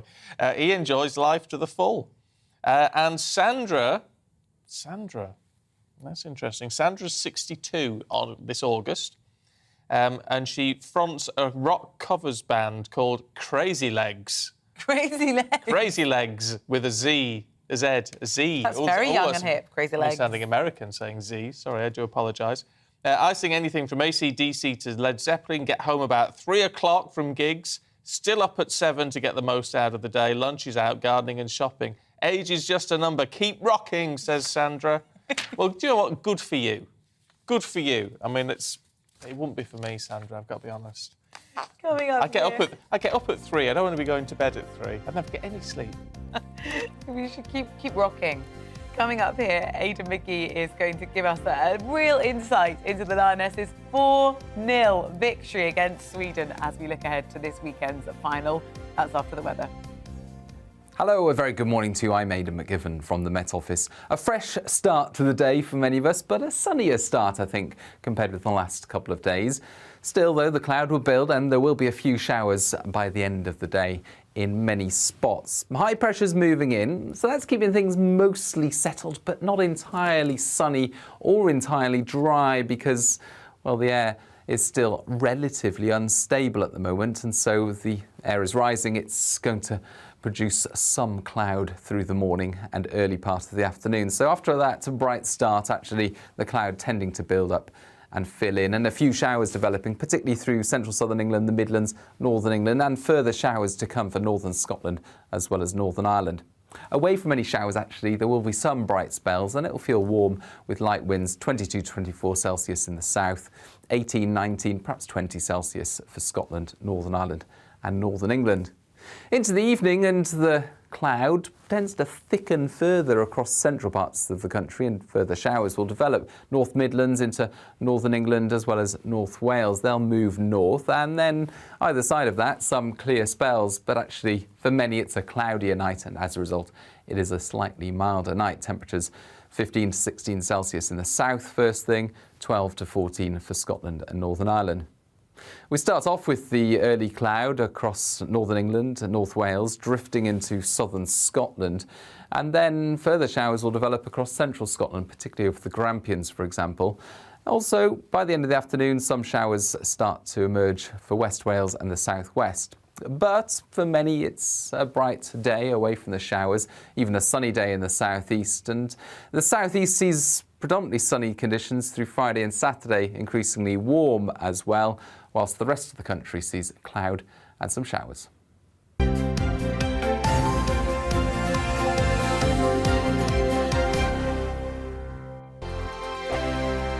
We are GB News. We're right across this great nation.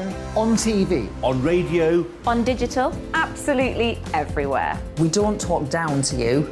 We embrace all voices with honest and civilised conversation. We are not part of the establishment. We're one of you. And we're only getting started. Join us on GB News, The People's Channel. Britain's news channel.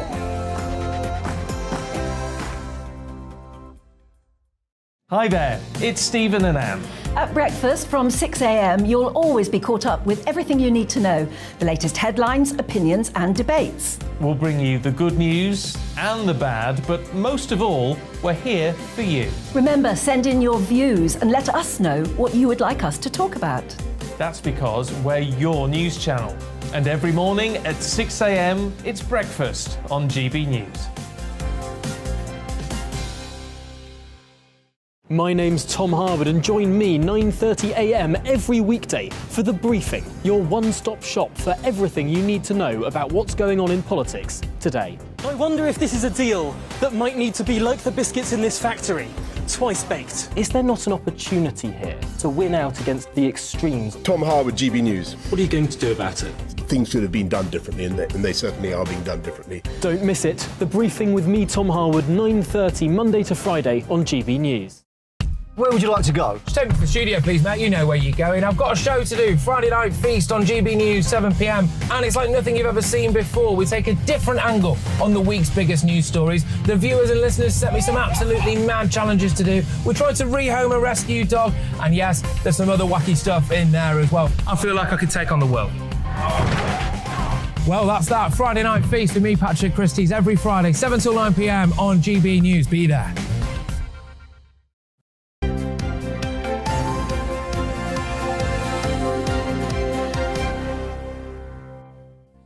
just before we move on, Sandra from Crazy Legs just been looking at you on the Facebook page that you've got, or fan page, anyway, fan page.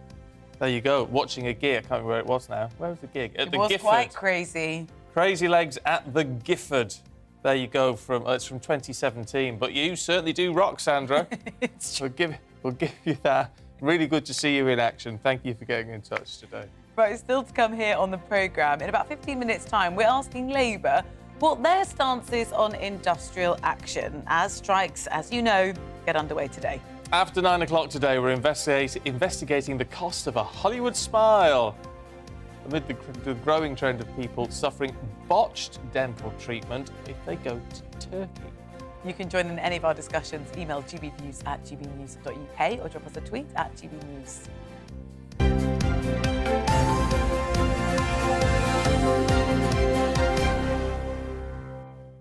Ada McGee's got a Hollywood smile. I'll tell you that for nothing. I've never seen teeth as white in all my life, and he's got a lot to smile about this morning. Yeah, actually, one of my ex-partners was a dentist. And she was talking about she had to compete. She was a platinum provider of Invisalign. So that's the cosmetic procedure that brings teeth back into place. She's done over 1,000 cases, that means. But they all had to compete with this market that was emerging in Eastern Europe and in Turkey as well. But she said that there are some good operators over there. That isn't in question, for all sorts of procedures. The issue is that when you come back to this country, you don't get the aftercare, you don't get the support through those. Well, it can take 18 months. Yeah. So that's the danger. But yeah, if you want me to contribute on that later on, I'm available. Of course you are, for a small fee. For a small fee. Let me know. Well, Invisalign's like $3,000.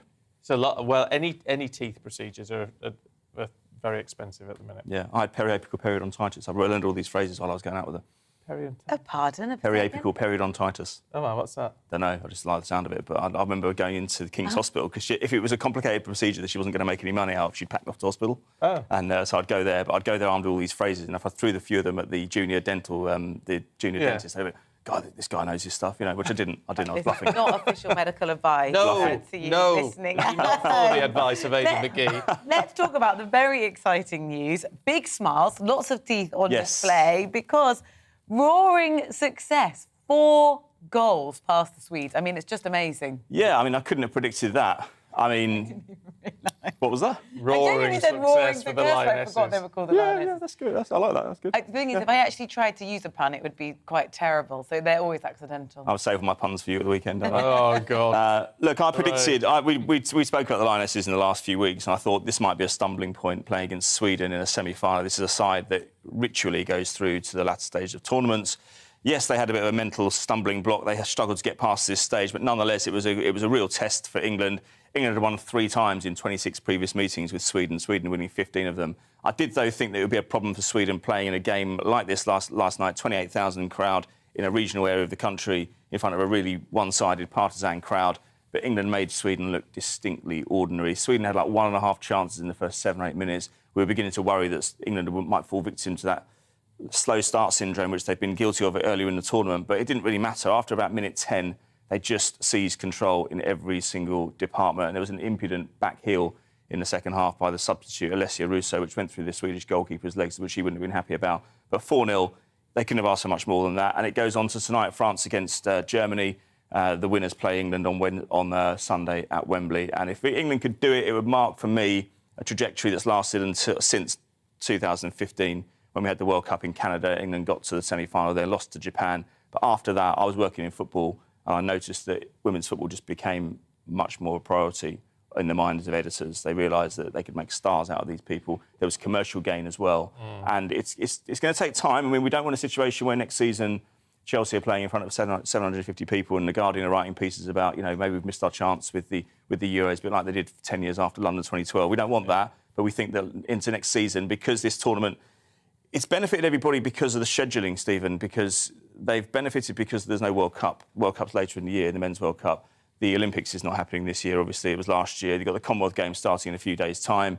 You've got Wimbledon that's done. So the scheduling has definitely helped. It's silly season in terms of politics. Yes, we've got a leadership debate going on, but it's got a lot of coverage, which it might not ordinarily have got, and it's really, really helped them. And you know what? You've got to seize the opportunity, and that's exactly what they've done. Now, I know your favourites for tonight are Germany. Yeah. Now, if there's an England-Germany final on Sunday, that's going to be all the sweeter if we win. If we win, yeah, but we've said that a few times against Germany down the years, both in the men's and the women's. I mean, the women lost in 2009 in the Euros to Germany, so that was, it's not a new thing for England to be getting deep into tournaments, but they've got to kind of move on from their own psychological difficulties because they've never actually gone and lifted the trophy. They've never won a thing in their lives. Sweden, I mean, last night, a similar problem. They haven't won since 1984, but don't tell me that just because it's different players and different times, it doesn't play on people's mind, because the fact that you and I keep talking about it means they can't forget about it. But their coach, Sarina Wiegman, she won it 5 years ago with the Netherlands. She's bringing that tournament, that class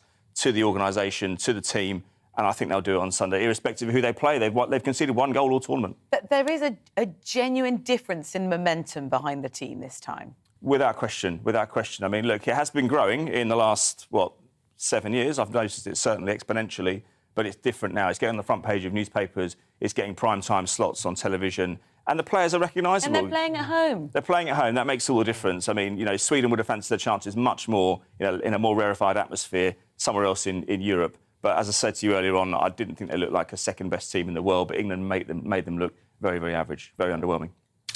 Aidan, thank you.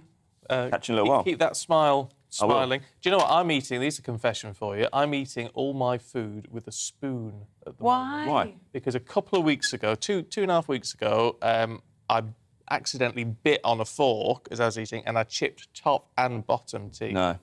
And it was just, and I've got £550 later to get them repaired. Yeah, it's not cheap. The best thing you can have, Stephen, when you're... Do you know the old school... Is this going to be some wars? I am scared. No, scared of using a fork. The old train track braces, they don't look good.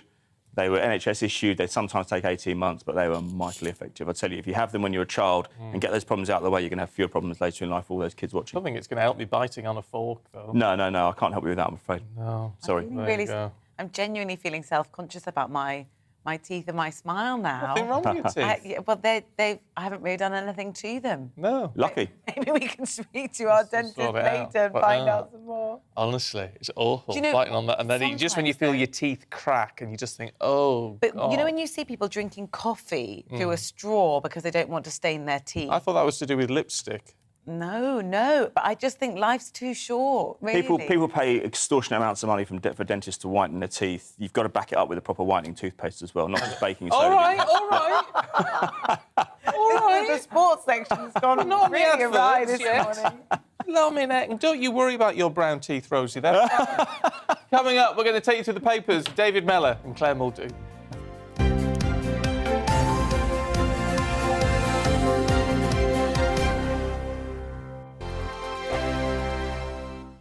We are GB News. We're right across this great nation.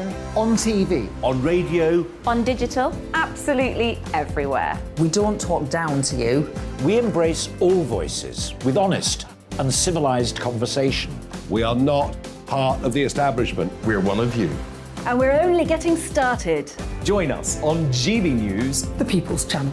Britain's news channel.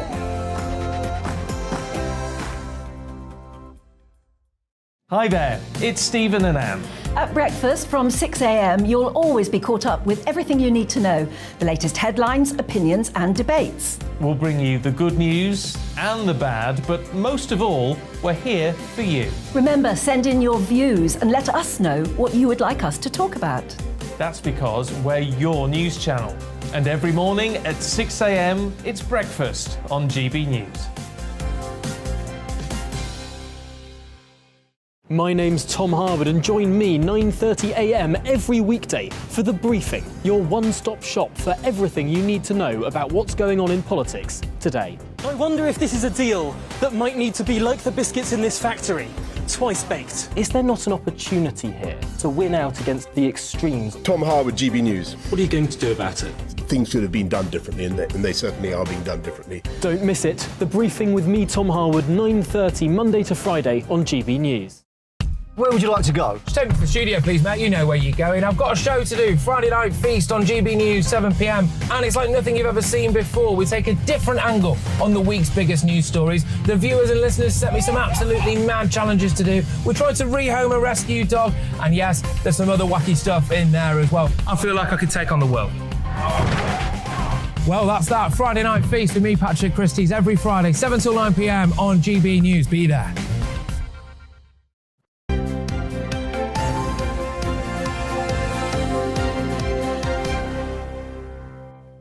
7:37, morning to you. Time to go through the papers with former Chief Secretary to the Treasury. He knows one or two bits about money, David Mellor, and broadcaster Claire Muldoon. Good to see you both. I tell you what, David, of all the things to talk about, you want to kick off with a bit of football in the sun? Mind you, you are a football fanatic. Well, yeah, I'm a football fanatic, and I have to admit error here. Mystic Mellor was wrong in predicting that this would be a bit of a dead thing, that the BBC were covering on their various channels every game in the European Championships, because what they couldn't be sure of was that England would get through all the rounds so far. I watched the game last night. There'll be a real big atmosphere come Sunday. We don't yet know who they're going to be playing against, but it's interesting. They're getting, 7 to 9 million are watching these games. Now, they're lucky there isn't a World Cup this summer, and they're very lucky that there isn't a lot of competition. But I think this could be the breakthrough for women's football. I think that people, once they've started getting used to watching it, will stay used to watching it, and that's a good thing. Unless, of course, there may be some women who think it's not very feminine to be booting a ball around and committing all manner of unmentionable fouls. But as someone who's lived my life along those lines, I'm quite happy to see women kicking the what's-it out of each other. It's not bad. I'm up for that. Well, the final will be on Sunday against, as you say, either France or Germany. We don't know. We'll find out later on this evening. Claire, let's talk about, it's a really awful story, actually. This new research about air pollution and what that could be doing to causing dementia. Absolutely, Rosie. Dementia, I didn't realise this. Last year, dementia was the second leading cause of death after COVID. Unfortunately, my father was one of those deaths. Dementia is such a horrible, horrible illness. It robs not only the person of their faculties, mental and physical, but also the family and the friends as well, because they don't recognise the dementia sufferer, the dementia patient. Now, this report, which is front page of the Daily Mail today, unfortunately, it doesn't show geographically where the samples were taken. It doesn't show geographically where the reports were led and researched in. However, the overriding cause for concern is that air pollution is a likely cause of dementia.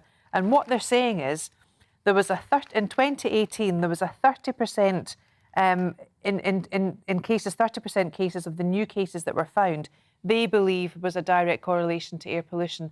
They're saying that the emissions from cars, the emissions from pollution, the emissions from manufacturing industries, etc., can actually go into the bloodstream through your blood, and it'll defend it won't defend the brain's ability to send the synapses to your body, and also through breathing. It can come through your nasal cavity. But we need to be more aware of all this. I mean, there was stuff donkeys years ago saying dementia. They thought dementia and Alzheimer's could be caused by or exacerbated by aluminium cans. Exactly. Because, all these things that it's all putting stuff in our body. This is why putting out headlines like this on front pages is not particularly helpful. In the past, when we've got the ULIS zones in London, we're trying to go electric with the cars. I actually think maybe there's something different. Maybe there's something more to it than this, that they're trying to lobby through maybe an undercurrent of political agenda. It's not helpful, I don't think, to have headlines like that, because without definitive evidence, we won't know. Because like you said, years ago it was aluminium pans. There is definitely something environmental, and hopefully it's not genetic. Yeah. David, we've got to talk about the rail strikes. But I felt we had a little nibble at it earlier on. But, there's an interesting story on page 2 of the Telegraph, which says rail pay deal blocked by union bosses.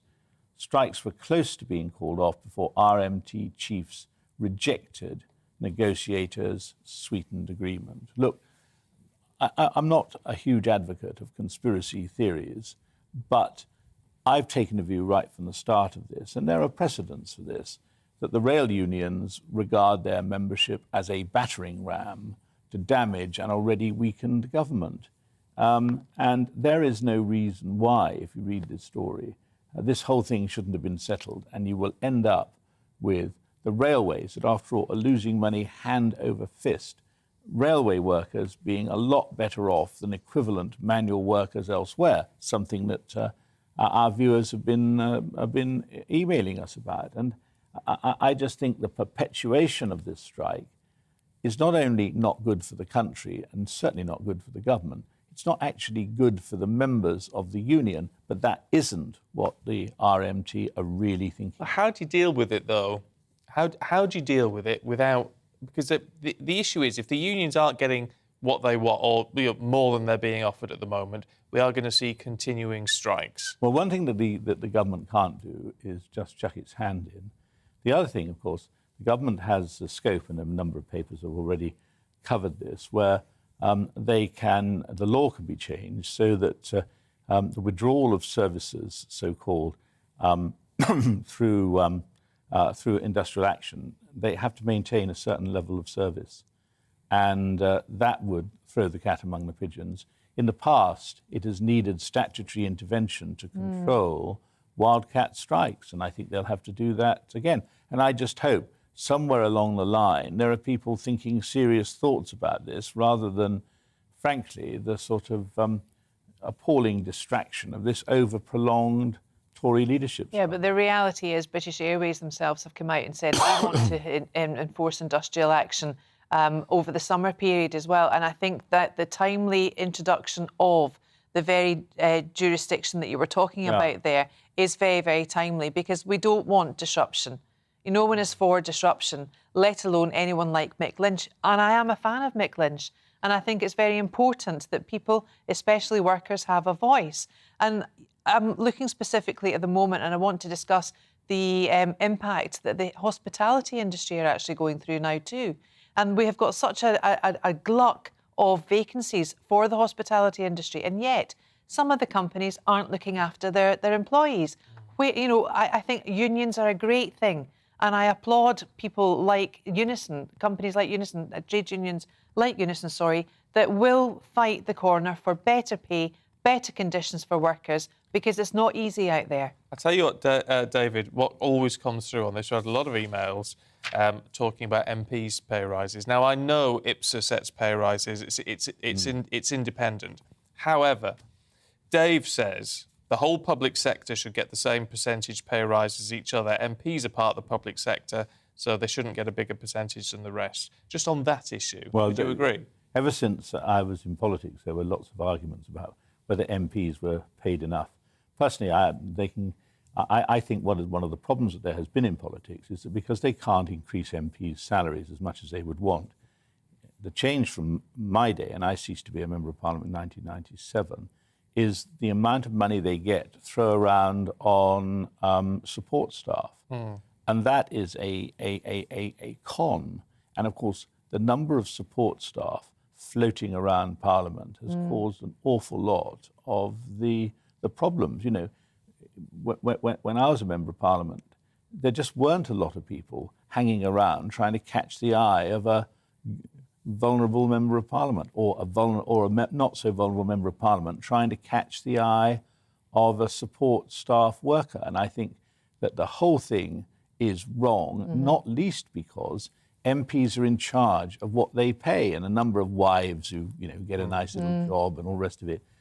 If we're going to pay for the support staff, the money should come from a central fund and be dealt with on the basis that these people are employed by Parliament, not by individual MPs. And should be held to scrutiny against the parliamentary standards as well. Exactly. We're going to be talking more about strike action on the programme, hoping to hear from Mick Lynch himself, and then the Transport Secretary will be on the programme just after 9 o'clock. So particularly if you've got questions for either of those, get in touch with us. But in the meantime, Claire, let's move on and talk about Iceland, because the head of Iceland's been talking about soaring costs. Here we have a problem. Who should swallow up that? Is it the consumer or the company? Well, he's saying the company should play a part in this, and I think this should be welcomed. I think it's great news. Iceland are saying firms must accept low profits to help our customers get through this crisis. Not only are Iceland helping their customers, TSB yesterday and Aldi are saying they're going to help their staff get through as well.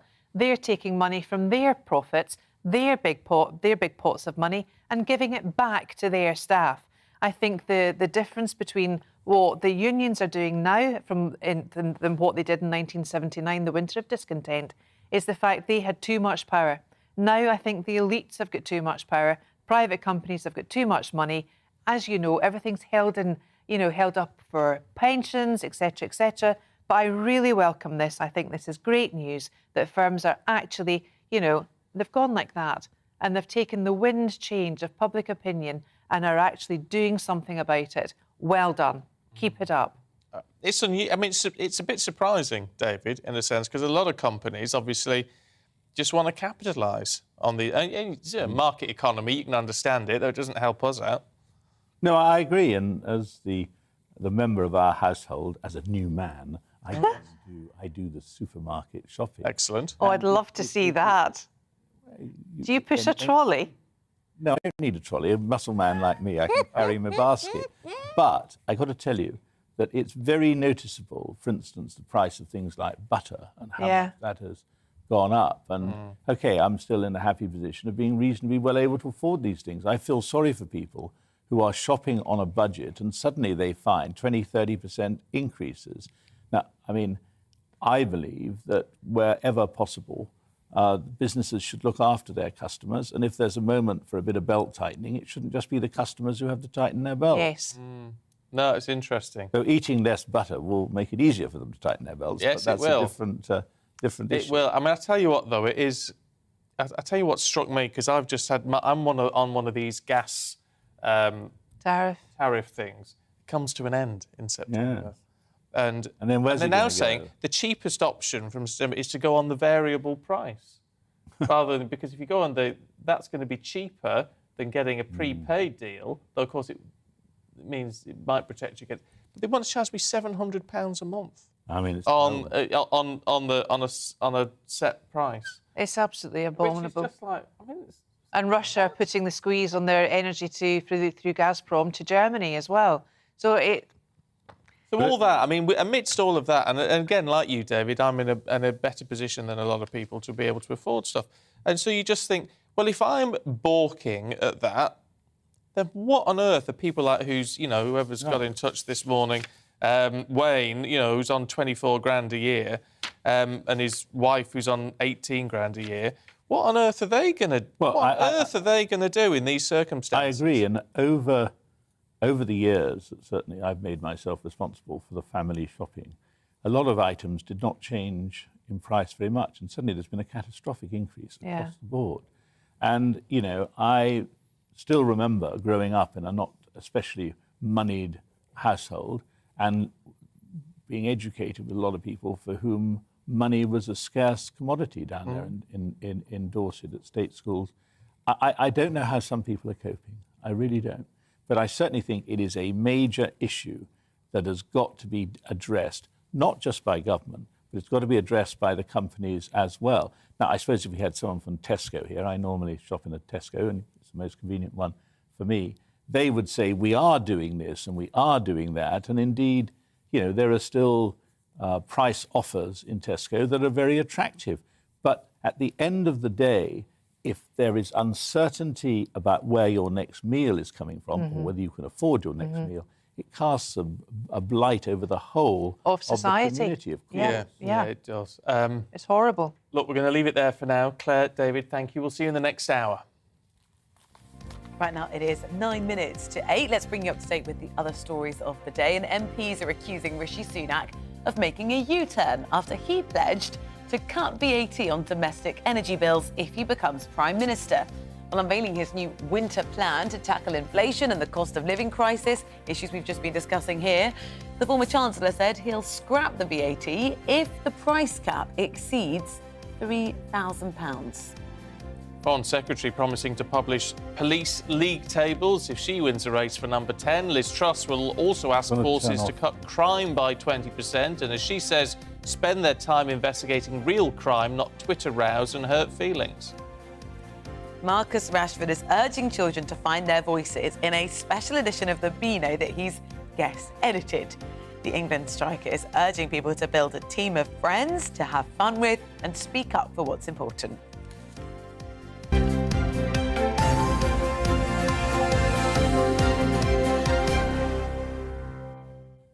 OK, let's talk more politics for you this morning. We're joined by the chair of the Labour Party, Annalise Dodds. It's very good to see you this morning. Look, I mean, I know there's real concern, obviously, as we've been reflecting this morning, on the cost of living crisis. I mean, that was addressed by the two contenders for number 10 last night. What did you make of what they had to say? Because we haven't heard anything from the Labour Party about what specifically what the Labour Party would do if in government to tackle cost of living. Well, I'm sorry to say I wholeheartedly disagree with that assertion. I mean, for example, Labour has been calling for months for the government to remove VAT on energy bills. Unlike Rishi Sunak, however, we've explained how we would pay for that. We've explained how we would pay for it by starting the windfall tax on oil and gas producers earlier, that tax that, of course, the Conservatives said they couldn't put into place for so long, but eventually buckled and did put into place. And we also wouldn't go ahead with the government's plans for the investment allowance. That's how we would pay for that reduction in VAT, in fact, removal of VAT on energy bills that we've called for many, many months. We've also been calling for many months for the government to actually get a grip on the reasons for those high prices. And we've called for a mass home insulation programme, for example. That would get people's bills down by £400, not just this year, but every year into the future. And of course, Labour's plans for energy security as well, sadly, have not been heeded by the Conservatives. We believe that we can have homegrown renewables in our country, that way creating more jobs domestically, as well as giving people more control over their energy. We've set out plans to, for example, double onshore wind, to end the blockages on nuclear, and so on and so forth. And really, the leadership contenders right now for the Conservative Party leadership, they should be listening to those plans, not engaging in the kind of fantasy economics, frankly, that we've seen now, it appears, from both of them, because they're not explaining how they will pay for what they're setting out to the public. Well, Rishi Sunak said very clearly yesterday, I'll ditch VAT on energy bills. Presumably, then, that's something that you welcome. Yes, but as I just explained, he didn't say how he would pay for that. Labour said how we would pay for that VAT removal. We've said we would pay for it with a removal of ultimately the changes to the investment allowance that the government has been setting out, and by starting that windfall tax earlier that the Tories stood in the way of for so many months. So Labour's been clear about how we would deliver our plans to deal with the cost of living crisis. We've seen the complete opposite from the Conservatives, and quite frankly, if removing VAT from energy bills is such a good idea, now that Sunak seems to be under pressure in the leadership contest, why hasn't he done it when he had the chance to do it as Chancellor when Labour first started to call for this, which was many, many months ago? In fact, I think it was even before the turn of the year. We're talking right back in January when Labour was setting out those plans, and the Conservatives have still not caught up. Of Liz Truss then and her tax cuts. I mean, and the details on that we've had so far seem to be more based around corporation tax than anything else. But that would potentially boost the economy, wouldn't it? Develop growth in our economy. Well, actually, the Conservatives' cuts to corporation tax over recent years have not boosted investment. They've not led to that extra growth. We've had some of the most anemic investment and growth levels of any country that's similar to ours in terms of its economy. And the Conservatives actually accepted this when they decided that they were going to stop that race to the bottom in corporation tax. It's only happened, during very, very recent months, actually, that they admitted they got it wrong. But forgive me, hadn't worked. I can understand your position, Annalise Dodds, in saying, no, actually, I don't want to support a policy of one of the candidates here. But what are you saying? That corporation tax should actually go up to 25%, where it's, 12% in Ireland or whatever? I mean, how can that possibly be good for the economy? Well, all of this debate with respect took place many months ago when the Chancellor said that he was going to be stopping that race to the bottom on corporation tax in the UK because it hadn't delivered on that investment, because we've not seen the increase in the size of our economy that had been promised to come from those cuts in corporation tax. You know, I speak with a lot of businesses, as does Rachel Reeves, our Shadow Chancellor, and Keir Starmer, the leader of the Labour Party. What businesses say to us is that they need a change, not in corporation tax, they need a change in business rates. And you don't hear anything from the different candidates about how they will fundamentally reform that regime. Labour said that we will remove the business rates regime. It's so damaging to the prospects, particularly for small businesses. We'll remove that unfair regime. We'll replace it with something fairer that will actually promote the strong and secure growth that our country needs. Very quickly, come the 5th of September, one person, either Liz Truss or Rishi Sunak, will be facing off against Keir Starmer. For the Labour Party, which candidate do you want it to be? Well, quite frankly, they are both continuity candidates. They've both supported what the Conservatives have done over the last 12 years. They're both part of that regime that has led us to this situation where our economy is so lacking in strength and security, where growth is so low, predicted to be the lowest in the G20, aside from Russia, in the future. They've been part of that, and it's not going to change, I'm afraid, regardless of which one ends up being the leader of the Conservative Party. Annalise Dodds, it's good to talk to you. Thank you very much indeed. And don't go anywhere, because we've got all the top stories in just a moment.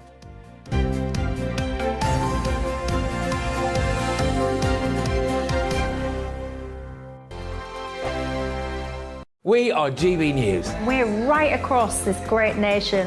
On TV. On radio. On digital. Absolutely everywhere. We don't talk down to you. We embrace all voices with honest and civilised conversation. We are not part of the establishment. We're one of you. And we're only getting started. Join us on GB News, The People's Channel. Britain's news channel.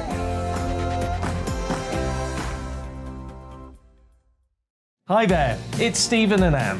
At breakfast from 6 a.m, you'll always be caught up with everything you need to know, the latest headlines, opinions and debates. We'll bring you the good news and the bad, but most of all, we're here for you. Remember, send in your views and let us know what you would like us to talk about. That's because we're your news channel.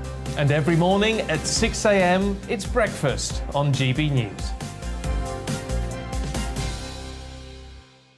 My name's Tom Harwood, and join me 9:30 a.m. every weekday for The Briefing, your one-stop shop for everything you need to know about what's going on in politics today. I wonder if this is a deal that might need to be like the biscuits in this factory, twice baked. Is there not an opportunity here to win out against the extremes? Tom Harwood, GB News. What are you going to do about it? Things should have been done differently, and they certainly are being done differently. Don't miss it. The Briefing with me, Tom Harwood, 9:30 Monday to Friday on GB News. Where would you like to go? Just take me to the studio, please, Matt. You know where you're going. I've got a show to do. Friday Night Feast on GB News, 7 p.m. And it's like nothing you've ever seen before. We take a different angle on the week's biggest news stories. The viewers and listeners set me some absolutely mad challenges to do. We tried to rehome a rescue dog. And yes, there's some other wacky stuff in there as well. I feel like I could take on the world. Well, that's that. Friday Night Feast with me, Patrick Christie's, every Friday, 7 till 9 p.m. on GB News. Be there.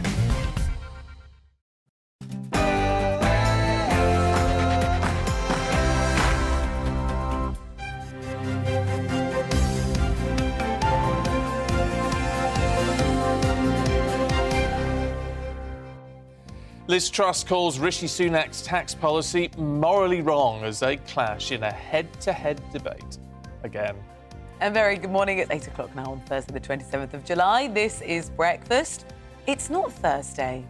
It's Wednesday. It is Wednesday. I've only just realised that. We've been saying that wrong all morning. I think so. It's Wednesday, the 27th of July. Oops. Breakfast on GB News this morning with Stephen and Rosie.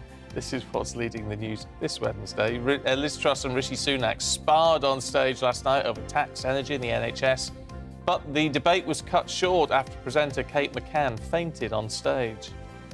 Rail strikes return today with widespread delays and cancellations. More than 40,000 rail workers are striking after talks collapsed With all rail providers affected, some parts of the country have no service at all. We'll be keeping you up to date. And England's Lionesses have secured a place in the Women's Euros 2022 final of that 4-0 win against Sweden. They'll now play the winners of the second semi-final tonight. That's Germany and France. You can join any of our discussions. Email gbviews@gbnews.uk or tweet us at gbnews. Particularly, are you in support of the strike action?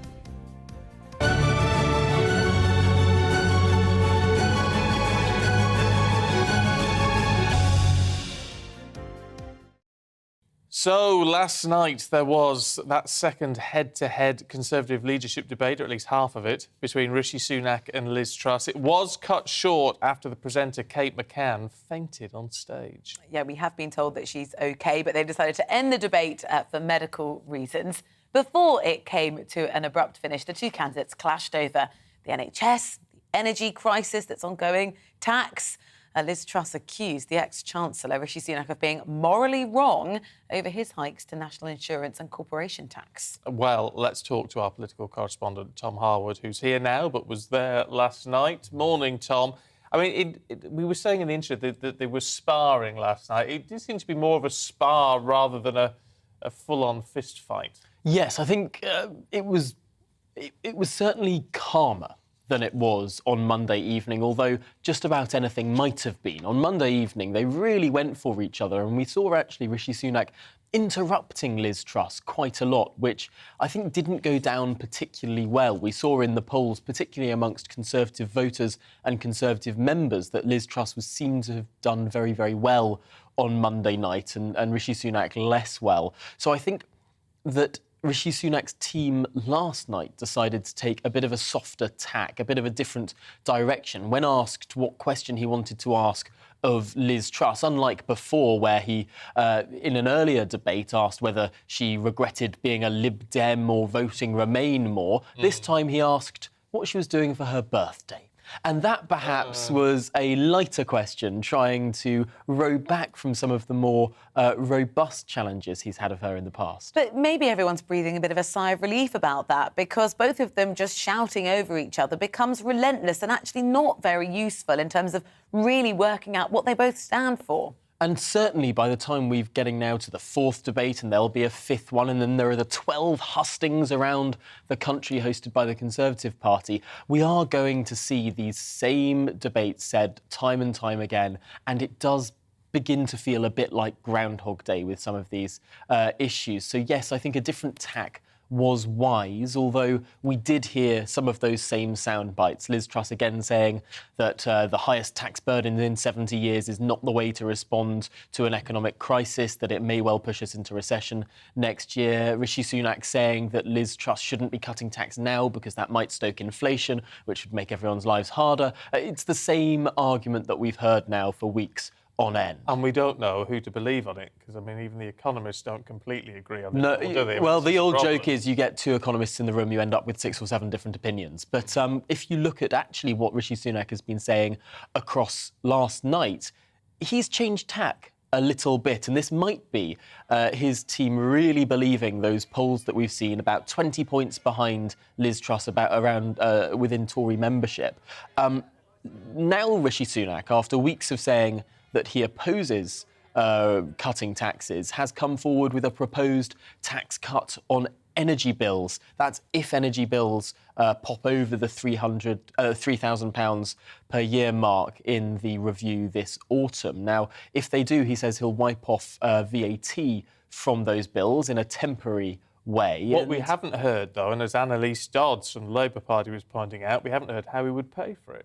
No, we haven't. And we know it's going to cost between £5 and £6 billion for however long it lasts. Now, Rishi Sunak saying that it would fit within the fiscal rules. Where have we heard that before? Well, that's what Liz Truss says about her tax cuts. But also that because this is a temporary measure, it's not going to affect the fiscal rules by 2024, 2025, that it would be perhaps just for 1 year.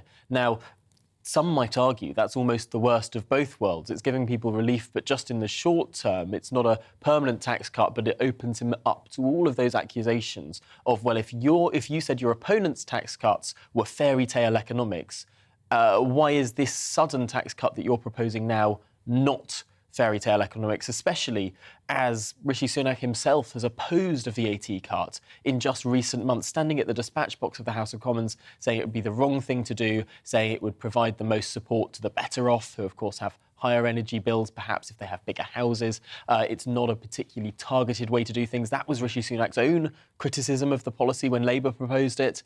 Well, now he's supporting it. OK. Tom, for now, thank you. Let's find out more, because one of the major issues brought up in the debate last night was the UK's energy supply, with both candidates committing to fracking if local communities support it. Now, it comes after a report from MPs warned that energy prices would push people into unmanageable debt this coming winter without support from government.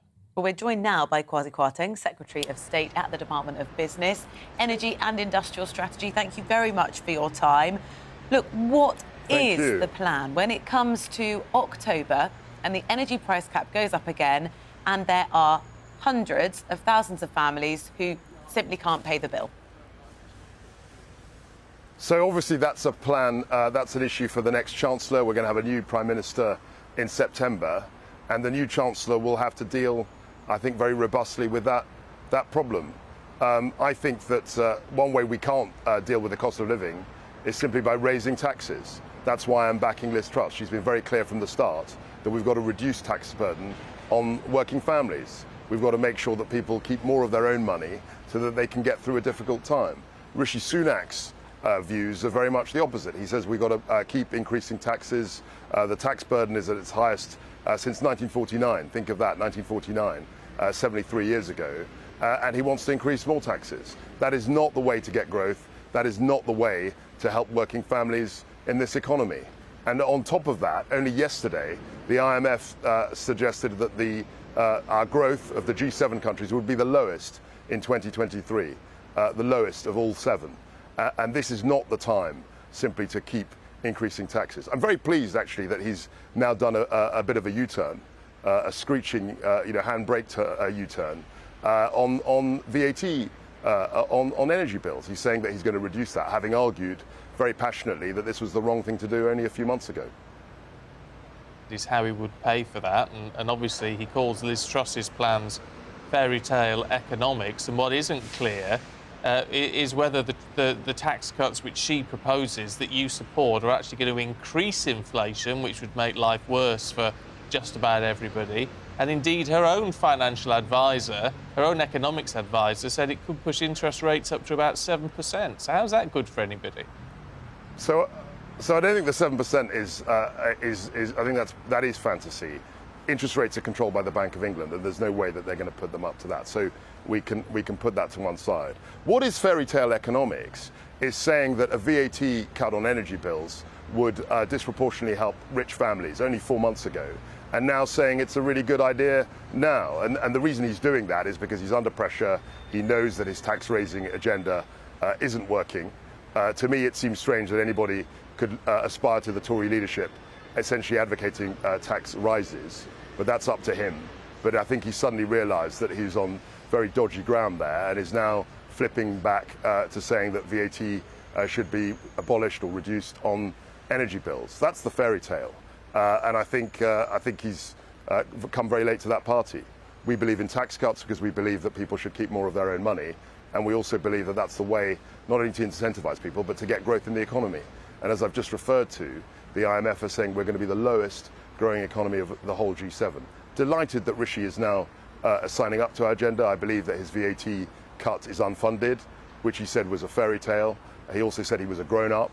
I'm glad to see that being a grown-up does entail advocating tax cuts. I'm very pleased to see that. In the meantime, it's the public who are dealing with rising costs of inflation, the costs of living, their energy bills, their food prices. And then you've got members of, let's say, the RMT union, people working on our railways who say, I cannot pay my bills. What is the solution? Today, again, our transport will pretty much ground to a halt, about a fifth of services running. What's the solution to solve these strikes?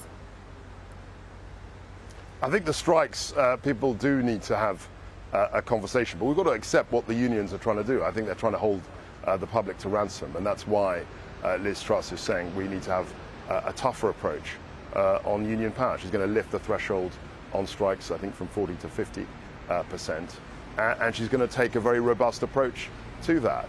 I think that holding the public to ransom on key workers, people just trying to get along, trying to make a living, I think that's really irresponsible, and I hope that the strikes can be resolved very quickly.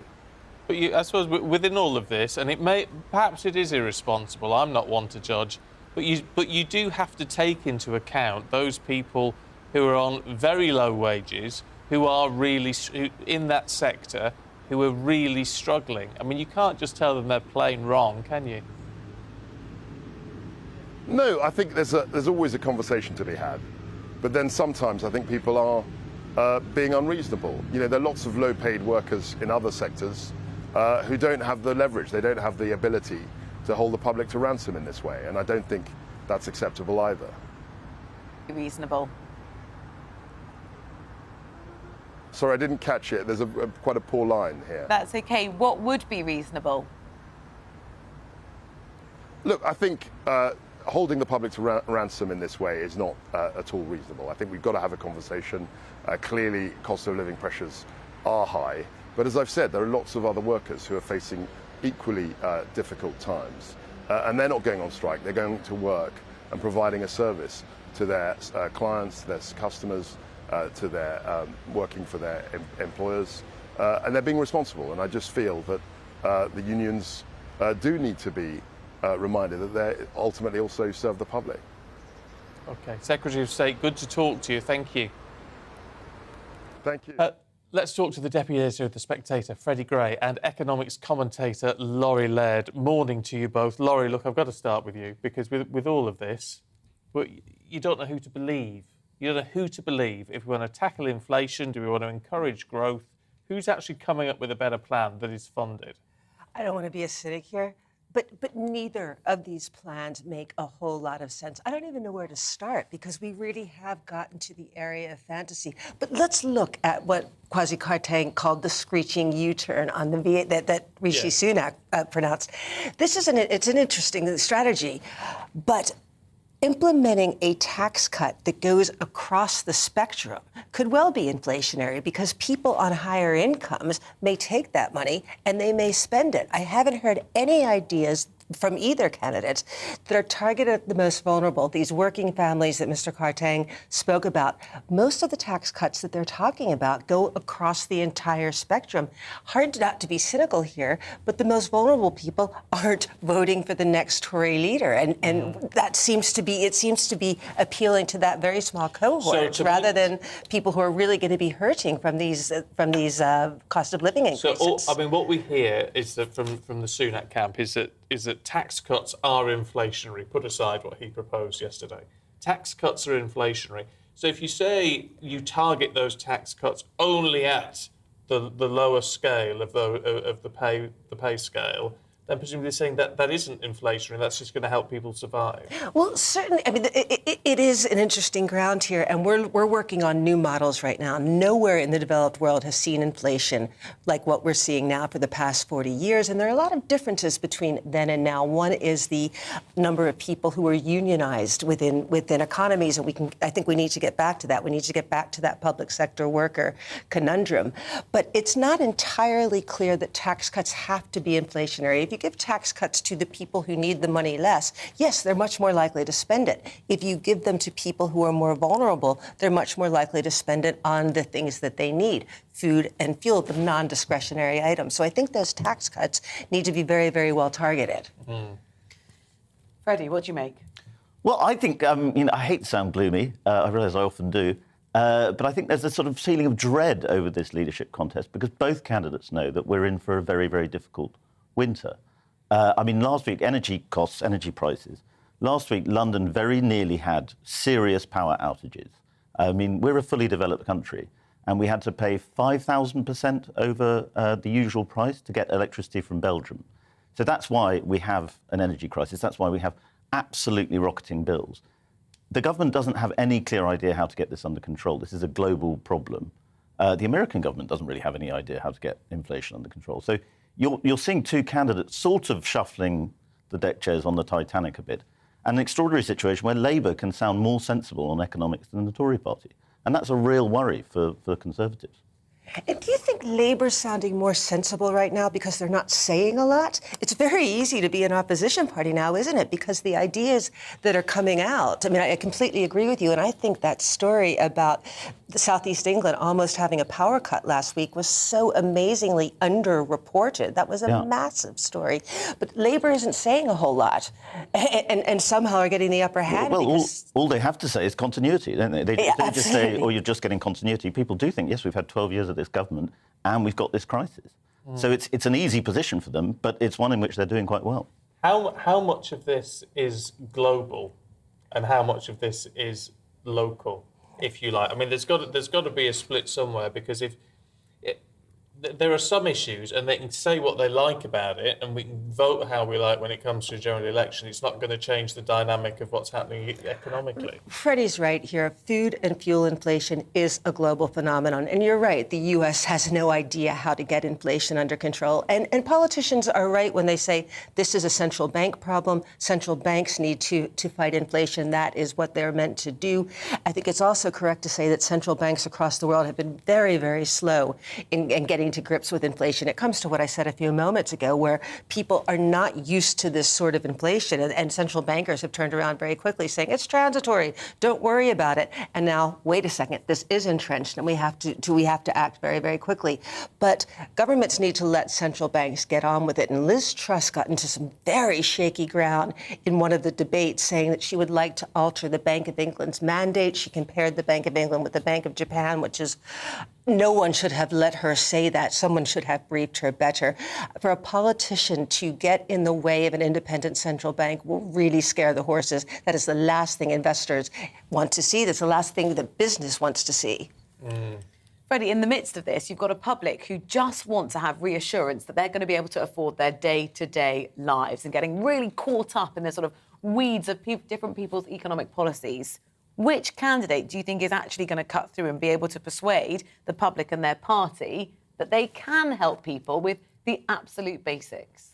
I think so far it looks like Liz Truss is cutting through better. I mean, the polls suggest that. She does present a sense of sort of can-do, a sense of optimism. And as we were saying earlier, she leans into her woodenness now. And if she learns to sort of love what an awkward person she is, the public might start to like that.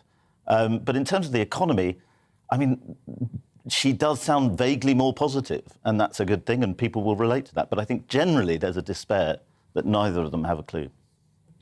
You say neither have got a clue. I mean, Rishi Sunak was the Chancellor of the Exchequer. And look at the state we're in.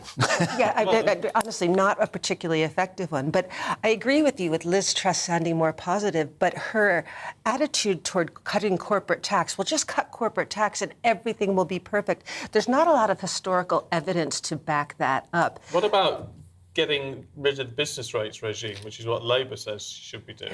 Looking at the business rates regime is a very important thing to do. It's one of the things that's really holding back retail. It's really holding back small business. I would say that that's much more important than reversing the promised corporate tax rate hikes.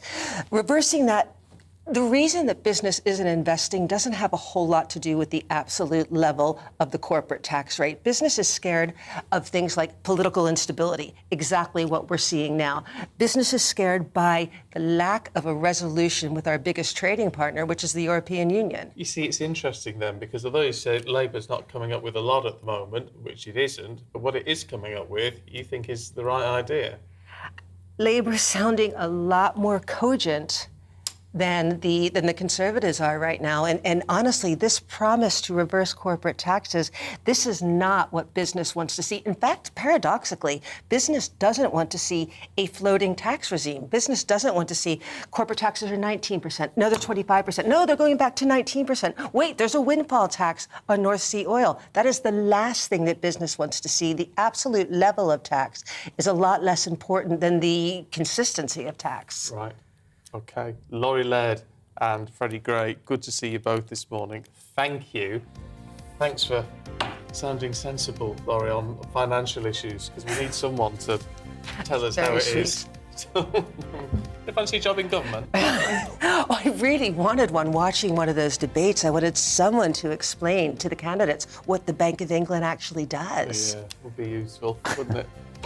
There you go. Let us know what you think. GBviews@gbnews.uk. 21 minutes past 8. Coming up, Dr. Sarah will be telling us about the dangers of carbon monoxide as gas alarms become compulsory. That's after the weather. Hello, a very good morning to you. I'm Aidan McGivern from the Met Office. A fresh start to the day for many of us, but a sunnier start, I think, compared with the last couple of days. Still, though, the cloud will build and there will be a few showers by the end of the day in many spots. High pressure's moving in, so that's keeping things mostly settled, but not entirely sunny or entirely dry because, well, the air is still relatively unstable at the moment, and so the air is rising. It's going to produce some cloud through the morning and early part of the afternoon. So after that, a bright start, actually, the cloud tending to build up and fill in, and a few showers developing, particularly through central southern England, the Midlands, northern England, and further showers to come for northern Scotland as well as Northern Ireland. Away from any showers, actually, there will be some bright spells and it will feel warm with light winds, 22 to 24 Celsius in the south, 18, 19, perhaps 20 Celsius for Scotland, Northern Ireland and northern England. Into the evening, and the cloud tends to thicken further across central parts of the country, and further showers will develop. North Midlands into northern England as well as North Wales. They'll move north, and then either side of that, some clear spells. But actually, for many, it's a cloudier night, and as a result, it is a slightly milder night. Temperatures 15 to 16 Celsius in the south first thing, 12 to 14 for Scotland and Northern Ireland. We start off with the early cloud across northern England and North Wales, drifting into southern Scotland, and then further showers will develop across central Scotland, particularly over the Grampians, for example. Also, by the end of the afternoon, some showers start to emerge for West Wales and the southwest. But for many, it's a bright day away from the showers, even a sunny day in the southeast. And the southeast sees predominantly sunny conditions through Friday and Saturday, increasingly warm as well, whilst the rest of the country sees cloud and some showers.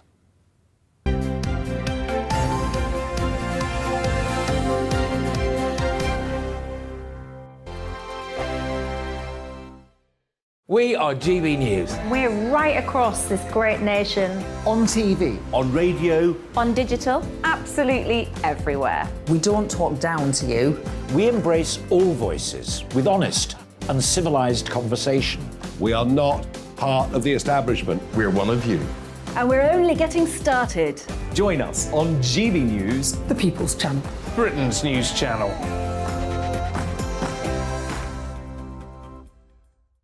Hi there, it's Stephen and Anne.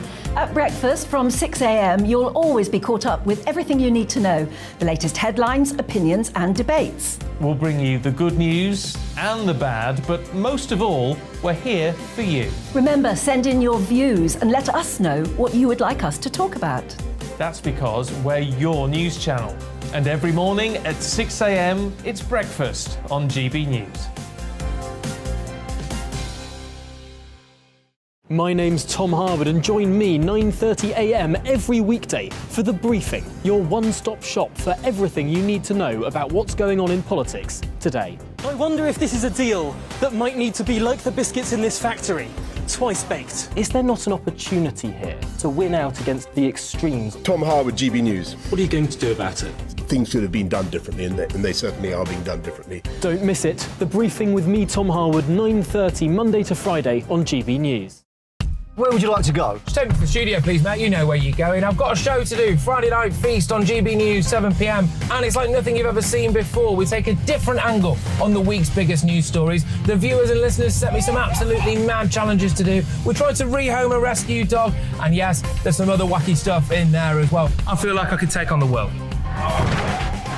Well, that's that. Friday Night Feast with me, Patrick Christie's, every Friday, 7 till 9 p.m. on GB News. Be there.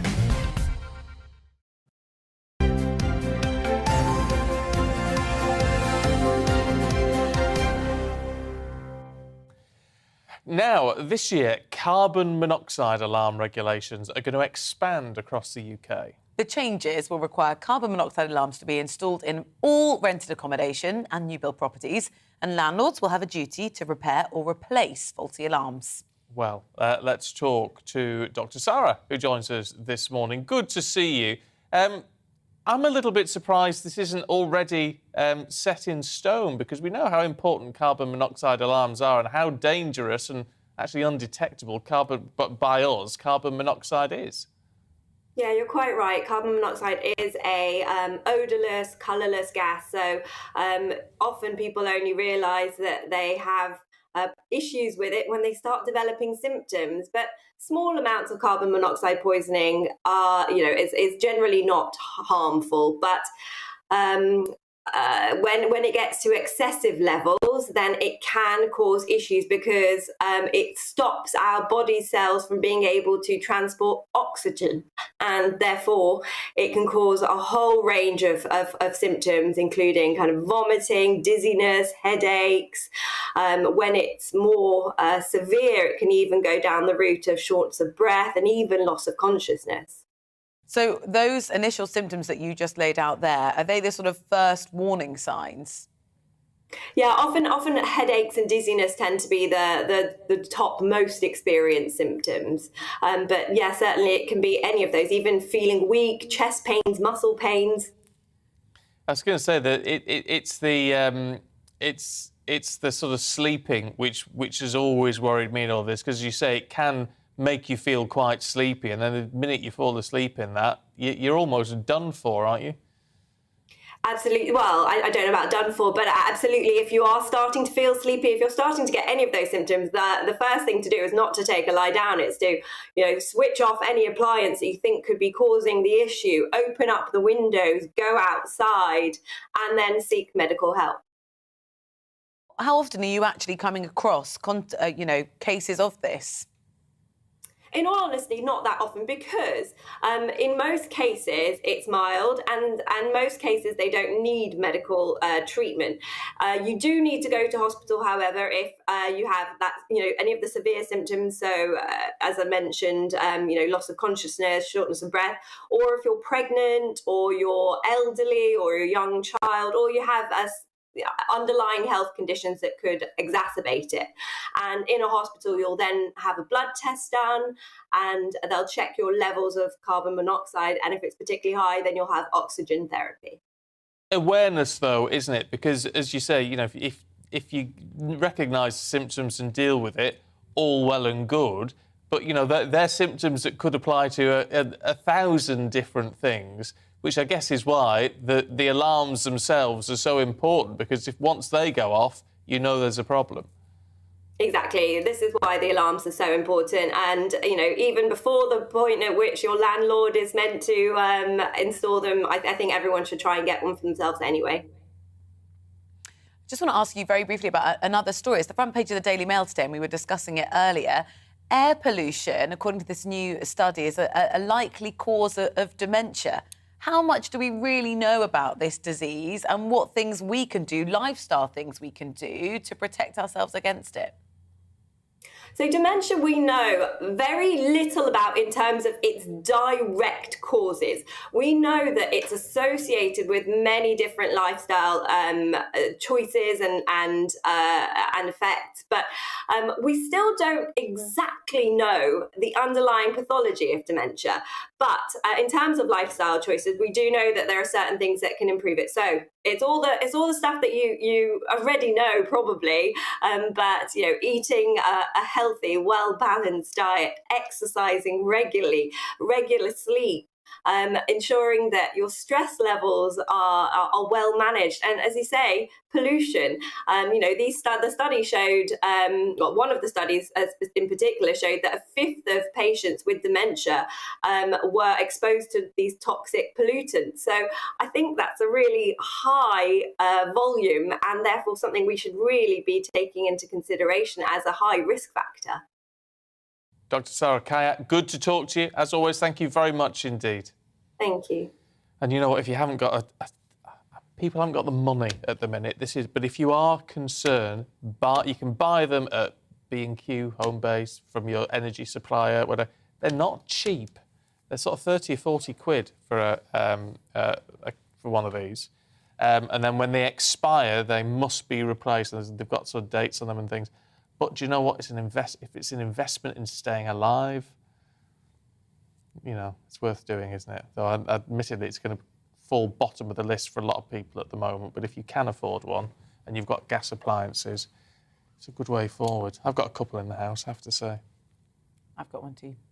Stay with us. We're going to go through the papers shortly with David Mellor and Claire Muldoon after this.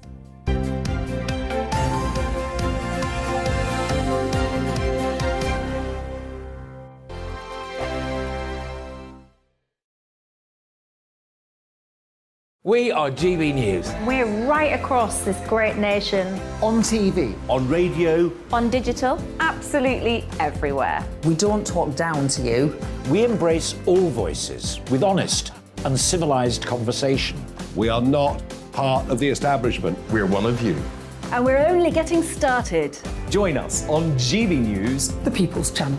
Britain's news channel.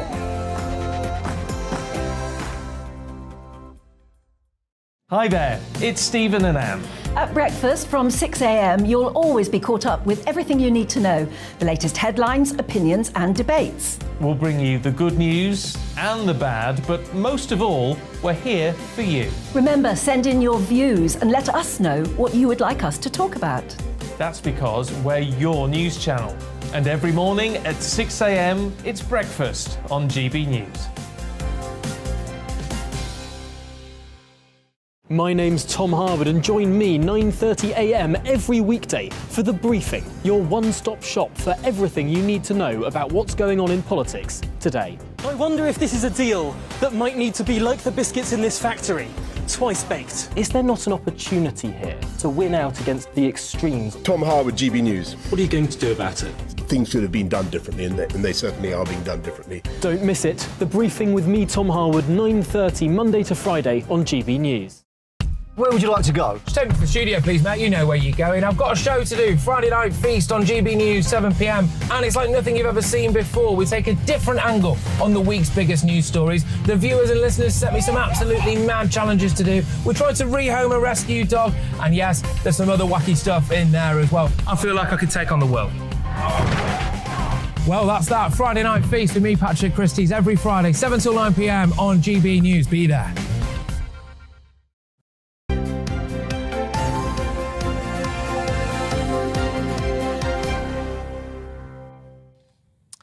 It's 8:34, bang on the button. Time to go through the papers now with former Chief Secretary to the Treasury, David Mellor, and broadcaster Claire Muldoon. Good to see you both once again.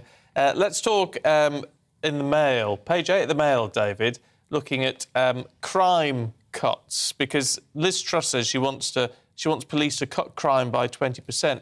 I don't know, how do you do that? Well, the answer is, I spent 5 years as the Home Office Minister. You can't. First of all, we don't know what the level of crime is in our society. All we know is what crime is reported. What we certainly know is that people will only bother to report crime if they think there's some chance of something being done about it. Or they need an insurance claim. Yes, that's exactly right. And so, yes, that's a good point. And so basically, a lot of the time now, people have no real confidence in the police. And so, unless, as you rightly say, for an insurance claim, they basically don't bother. Do you know, it's the absence of grown-up discussions in this election that really bothers me. I mean, here we have Truss saying, people across our country want criminals locked up and crime prevented. Yes, they do. Their chances of getting it for her may be minimal, but at least she set herself the right goal. But then she goes on to say, and this is this sort of spurious guff that actually offends me as a purveyor of spurious guff for many years. At least I thought my guff was reasonably credible guff. That's funny. But, but what we and our fantastic Conservative police and crime commissioners have made good progress. Look, you either say that the country isn't doing very well in dealing with crime, you say the police aren't doing very well in catching criminals, and they're not. But what you can't say is that the people who are elected to sit on top of that awful kind of ant's nest are actually fantastic. So it's treating people like fools. And at a certain point, mature people will say, hang on a minute, if those police and crime commissioners are so fantastic, why have we still got the problem? And of course, the answer is we have a problem, because the problem of crime is more intractable than, sad little careerists like Liz Truss want people to understand. Well, it's in the Financial Times, Claire. Met Chief's policing skills put to the test. Yeah, because he's facing a toxic force that he has to take over. Statistics from here in terms of crime reported, 50% of Londoners said the capital's police could be relied upon when needed most in recent quarterly survey by the Mayor of London's office. So we've got people who aren't reporting crime. We've got crime on the increase. We've got knives being sold to 15-year-olds in the country at the moment. And there was a study, an undercover reporter, age 16, went with the Mirror's, OK, was sold knives in Birmingham, London and Manchester yesterday, age 15. We've got knife crime issues all over the country. We've got people being shot dead in London. We've now got less than half the population in support or can feel OK with reporting crime and feel safe in the hands of the police, because we've had decades of police cuts. We've got increased levels of poverty. Where you've got poverty, you've got more crime, you've got an institutional, misogynistic task force in the makeup of the Metropolitan Police, I believe. We need to stamp it all out. In the Daily Telegraph, stubble trouble as Chief Constable tells every officer to smarten up. That's the start of it. I think that's quite a good plan. Start from the basics up, make people presentable. Well, it's not just a question of smartening up. It's a question of getting fit. You look at the average copper that you see on the street. 1 stone overweight, 2 stone overweight. I mean, it is a force that should have people who have athletic skills. So that's the way it used to be. Running after criminals, they can run after criminals.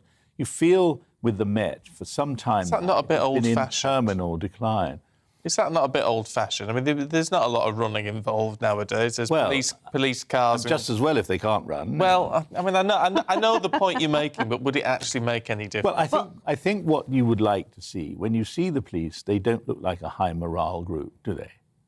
No, they're often on their phones walking around. But the studies and the research is there and the evidence is there to support. If you have got bobbies on the beat, crime goes down. Yeah. OK? It's simple. And I think you take a bit on board from the Chief Met, the Metropolitan, sorry, not the Met, the Manchester Police Commissioner. Starting up, smarten yourself up, and let's move forward and let's get going with this. And also removal of personal phones, I think, would be a great thing, because then it would not entrap these toxic WhatsApp groups that are going around in the Metropolitan. That is such a good point, because when Cressida Dick discovered that there were WhatsApp groups peddling the most awful misogyny. Yeah. What did she do about it?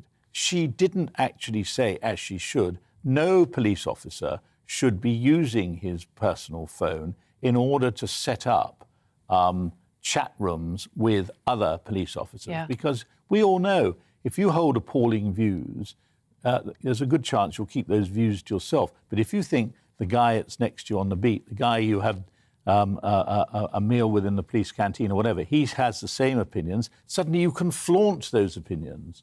And that's a particular problem, I think, for women. Mm-hmm. I agree completely. I mean, look, I get what you're saying. I just sort of think with things like that, I'm not saying what they were saying in the groups was right, but in terms of setting up groups, you can't ban people from having a WhatsApp but chat, why not? can you? The police force is supposed to be a disciplined force, and anything that encourages them to say terrible things round the back of their superior officers and to take comfort from the fact that they can peddle awful things to their colleagues, I don't think that's appropriate. Mm-hmm. No, well, it's a fair point. It's a fair point. Let's move to the Times, shall we, David? Faltering economy fuels discontent in China. Yes, you see, why do people buy newspapers? Increasingly, they don't, of course. They buy newspapers for the news, but mainly that news is already out of date by the time you get to read it. So, for me, the reason why one wants to buy a newspaper is to have proper, mature examination and analysis of what's going on. And I always look to Roger Boys in the Times. He's a very good commentator on a part of the world that's always interested me, the Far East. And what he says is that, while the Chinese are preparing to anoint Chairman Xi into, Mao without the personality, but giving him lifelong powers and so on, he is pointing out that China are not actually doing very well on most of the indicators, particularly appalling the indicators for education and so on. But also, he very tellingly quotes some of the things that are said, for instance, by Deng Xiaoping, who was, of course, probably the most highly regarded of all of the Chinese leaders. He set out 4 guiding principles of communist leadership: no excessive concentration of power, a clear separation of the party from the technocratic functions of government, and thirdly, the promotion of the young to prevent a succession crisis, and no fawning praise for the leader. I mean, she falls into every one of those. Yep, of those pillars. And I just think that's the kind of thing. I know it's awful. I should want to only read about, some poor girl collapsing while hosting some third-rate debate between the Conservative leadership candidates. But when I'm ready to move on from that, which I am before I even start reading it most of the time, I quite want to read someone like Roger Boys because he tells me what I need to know about a very important part of the world. And I think to myself, this is good. Yeah, and that's why you buy a newspaper, Yeah, it's getting that in-depth analysis, isn't it? Well, that's what you need. And I think that's the only reason now that papers are actually existing, because of op-eds, opinion pieces that are being done by seasoned journalists that do give an often frank and full and well-researched, evidenced and documentation of the facts, which we just don't get. Well, let's look at the front page of the Times, shall we? Well, I was just going to say, actually, I hate to jump in. Oh, my goodness, please do. But no, there was a matter of more importance that struck me. What was that? It's someone who is a keen gardener. The has garden. It's the hosepipe ban. Oh, right. Are we going to have a... I know you think it's crackers, Rosie, but, I've got lawns to look after. Yeah. And roses, newly planted roses to care for. Well, just put some more in your roses then, I think that'll help, because you're not going to be able to water them for much longer. We are saying that we have to limit our water use UK-wide. Apparently there's parts of the southeast in London that are drier than South Sudan and Jerusalem. Can you believe it? No. But if you well, that's what that. Well, believe it, because it's written here in the Mirror. I think but the even idea so, it might of be true, these warnings is to say if we all use a little bit less, we maybe won't have to have these bans. Oh, Rosie, come on. But that is the idea, isn't it? What does it say there? Limit your water use. Drought summit as fears of restrictions soar.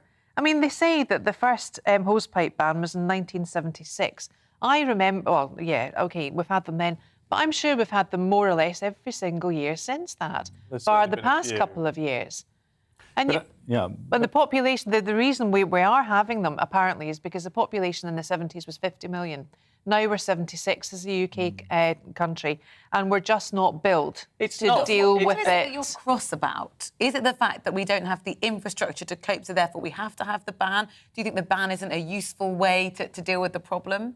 I think I'm cross because I'm mitigating, actually, in my amount of care for this.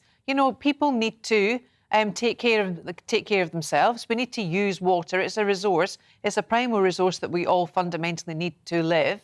But, come on, we must have evolved from the 70s in order for us to actually go about our normal life. Depends. Are they going to go on about a national issue here? Because if you're anywhere north of about Nottingham, then it's actually not been that dry. There's even a national drought group now. Is there? Yeah, and maybe you should join it, Rosie. Stuart Colville of Water UK said Water's Worth Saving campaign provided people with helpful hints on tips on how to do their bit. England and Wales have had the driest spell since 1976, and now farmers are now calling for the government to ensure water for food is prioritised.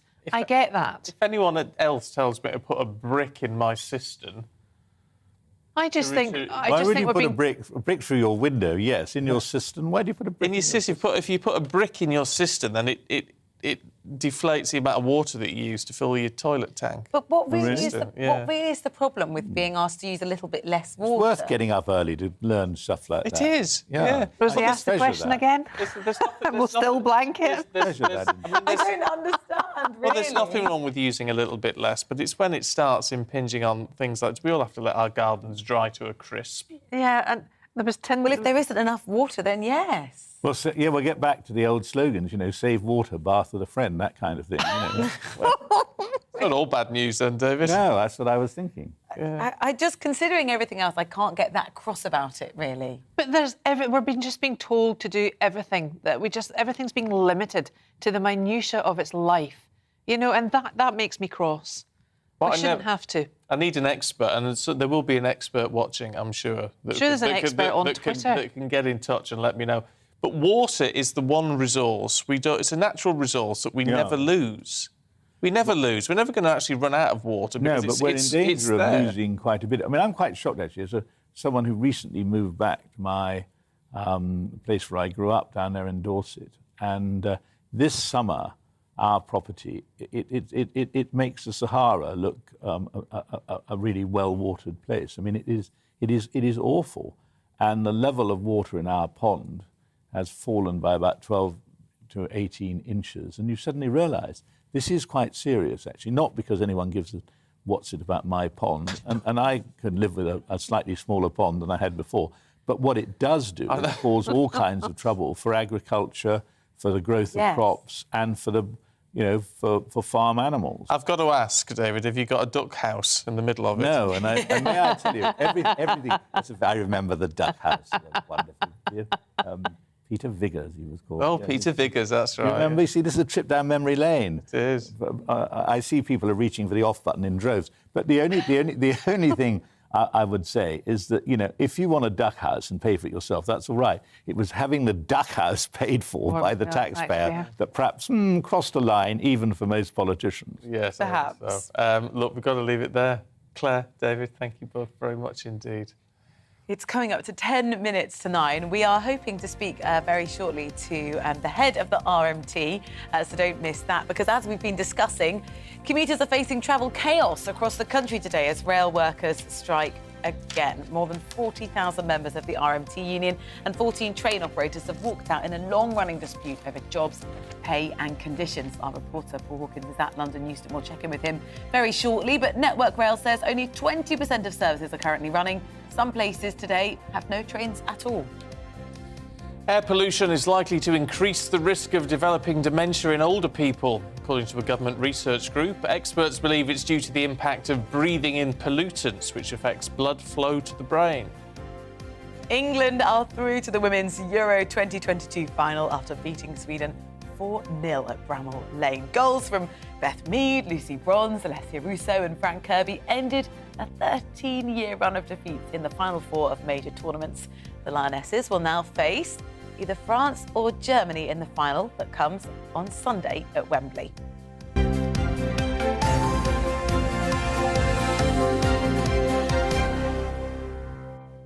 So, Mystic McGee is here now to tell us who's going to win on Sunday. Morning. I was actually called Mystic McGee one time. Back in 1993, I successfully guessed the 3 teams promoted from the Championship to the Premier League. I've never let anyone forget about it, even though it's 29 years ago. So, yeah, I do have previous pedigree of being Mystic McGee, and I'll try and beat him, him right now. I think England are going to win it. I think they're too strong. Really? Yeah, I do. Really? If you go through tournaments and you've conceded 1 goal so far, you've put 8 past Norway, 5 past Northern Ireland. Yes, I know Northern Ireland only went professional back in January, but even so, it's still 5 goals. They eased off in the second half.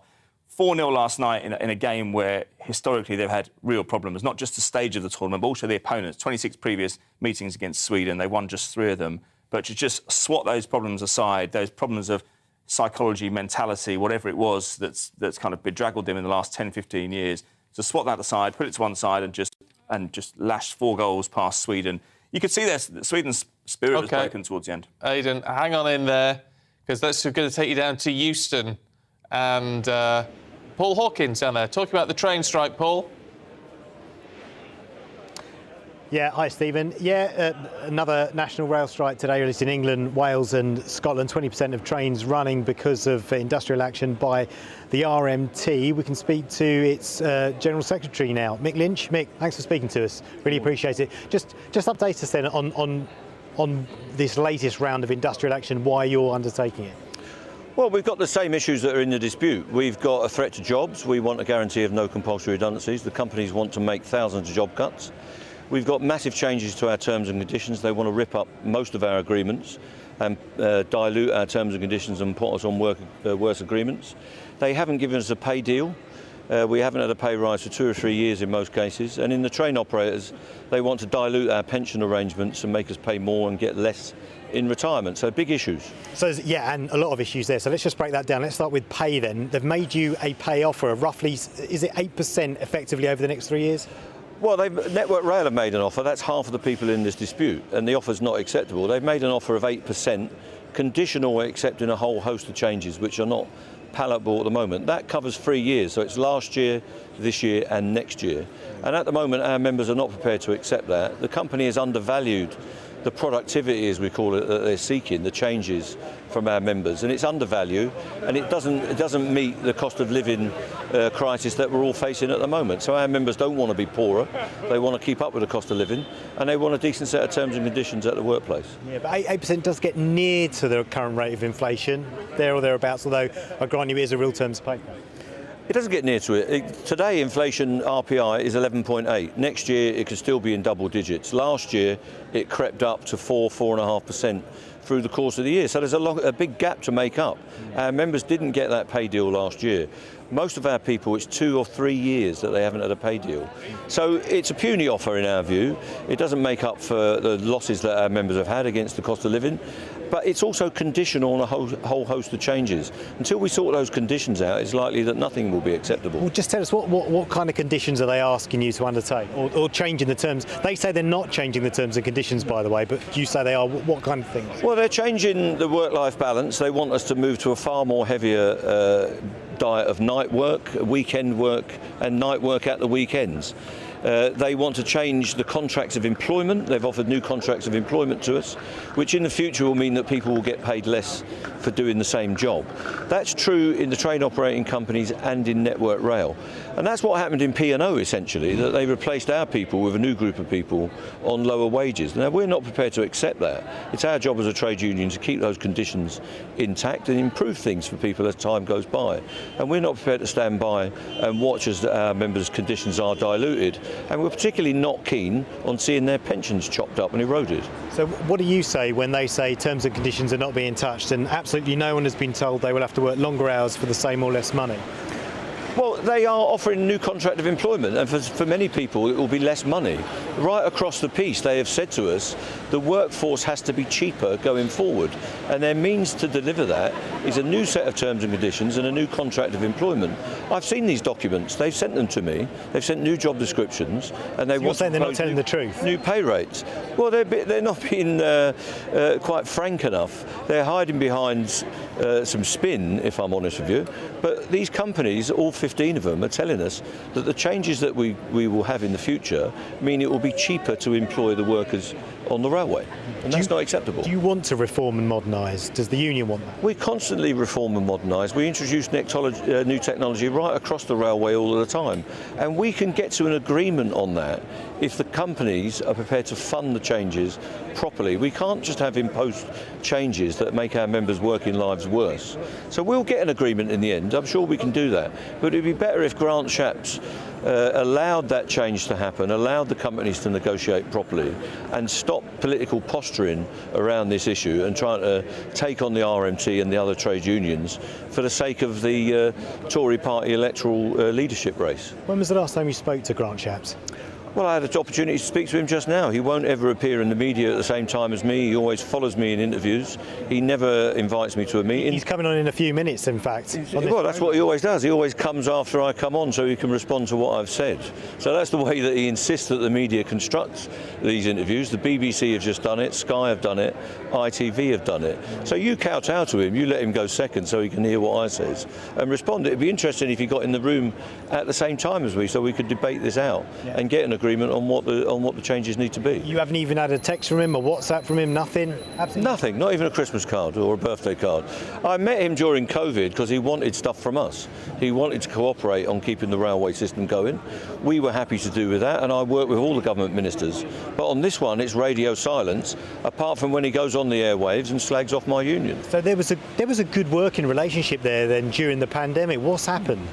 Well, he wants massive cuts. When he wanted the railway workers to keep working and put themselves in a place of danger, in effect, he wanted to talk to us. Now he's using COVID and the effects of COVID as a reason to cut back on the railway. He's cut £2 billion worth of funding from the National Rail, and he's cutting £2 billion from London Underground, in effect. Now that's causing massive disruption, and it's that funding cut that he's responsible for that is causing these disputes. If we can get back to a proper funding level and he allows the companies to negotiate properly, we will get a settlement to this dispute. But he's got the key. How have you felt about the way Labour have been dealing with these disputes? The way Keir Starmer's been talking about it, he says that if there was a Labour government, they would get round the table and try and, grease the wheels of the negotiations and get a deal struck. But he's explicitly told members of the Shadow Cabinet not to come on the picket lines. How have you felt about the way Labour's management have dealt with this? Well, as a member of the Shadow Cabinet here this morning, and I believe that many Labour MPs are on our picket lines right across the country in their constituencies. I don't know what Keir Starmer's doing. He doesn't phone me up and tell me... Would you like to see more support from him, though? I would like to see more support from Keir Starmer. I think he needs to support working class people, because working class people are struggling in this economy right now and have been for nearly a decade. Public sector workers are struggling, and also private sector workers. So he needs to ride that summer of solidarity that we're seeing with many trade unions coming into campaigns and actions. People want a square deal from corporate Britain, and they're not getting one. And Keir Starmer needs to stand up and identify himself with our campaign and the other campaigns in the economy at the minute. I think he should do that, and it will do him some good in the working class communities that lost out in the last election and who lent their votes to the Tories but can be won back for Labour. And just quickly, a final word on the favourite to become the next PM, Liz Truss. She wants to tighten legislation around industrial action. What do you say to that? Well, I think Liz Truss represents a turn to the extreme right in the Conservative Party, and her plans for trade union legislation will effectively ban trade unions having meaningful disputes. Now, that's an oppression. That's an oppression of working class people, and it's a suppression of trade union rights and civil liberties and human rights in this country. We can't accept that, and she's got to turn away from that, and we'll fight it all of the way through the trade union movement, in the courts and in Parliament. How do you feel, by the way, when you hear language such as militant and they call you a union baron? How do you feel? Do you mind being called a baron? I do mind being called a baron. I'm an elected officer of this union. The people behind me, the men and women of the RMT, elect me, and if I don't do my job properly, they can throw me out through our democratic processes. I'm not a baron. I don't push them around. They're not my army. In fact, they tell me what to do. They tell me when deals are acceptable, and they tell me through the voting process when they want to take industrial action. That's exactly what they're doing, and that's why so many of them are turning out here today and all across the country, because they're in charge of this dispute, and they will determine when it's finished and when we've got a reasonable conclusion. Listen, really appreciate you speaking to us this morning. I know you've spoken to so many people and you've actually run out of water, so I'm going to let you go and get some. Thank you, Mick. Cheers. Thank you. Mick Lynch there, General Secretary for the RMT. There you go. You heard what he had to say there, and I believe you'll be talking to Grant Shapps very shortly, guys. Yeah, we will be doing it and see what he has to say. Lovely. Paul, for now, thanks very much indeed. Don't go anywhere. We're running a little bit over, but we're going to just take a short break and then back in a couple of minutes.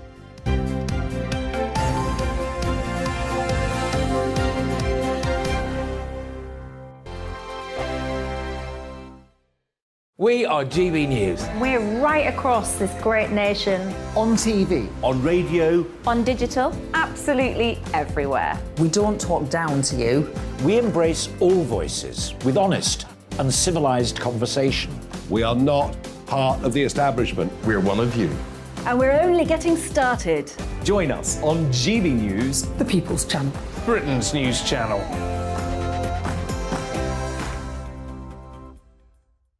Hi there, it's Stephen and Anne. At breakfast from 6 a.m, you'll always be caught up with everything you need to know, the latest headlines, opinions and debates. We'll bring you the good news and the bad, but most of all, we're here for you. Remember, send in your views and let us know what you would like us to talk about. That's because we're your news channel. And every morning at 6 a.m, it's breakfast on GB News. My name's Tom Harwood, and join me 9:30 a.m. every weekday for The Briefing, your one-stop shop for everything you need to know about what's going on in politics today. I wonder if this is a deal that might need to be like the biscuits in this factory, twice baked. Is there not an opportunity here to win out against the extremes? Tom Harwood, GB News. What are you going to do about it? Things should have been done differently, and they certainly are being done differently. Don't miss it. The Briefing with me, Tom Harwood, 9:30 Monday to Friday on GB News. Where would you like to go? Just take me to the studio, please, Matt. You know where you're going. I've got a show to do. Friday Night Feast on GB News, 7 p.m. And it's like nothing you've ever seen before. We take a different angle on the week's biggest news stories. The viewers and listeners set me some absolutely mad challenges to do. We tried to rehome a rescue dog. And yes, there's some other wacky stuff in there as well. I feel like I could take on the world. Well, that's that. Friday Night Feast with me, Patrick Christie's, every Friday, 7 till 9 p.m. on GB News. Be there.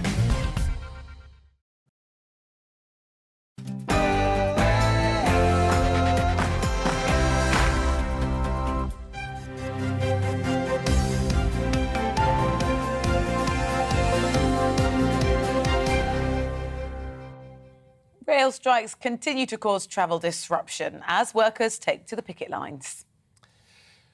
Good morning to you. It is 2 minutes past 9 on Wednesday, the 27th of July. This is Breakfast on GB News with Stephen and Rosie. Here's what's leading the news this morning. Rail strikes return today with widespread delays and cancellations. More than 40,000 rail workers are striking after talks again collapsed. With all rail providers affected, some parts of the country will have no service at all today.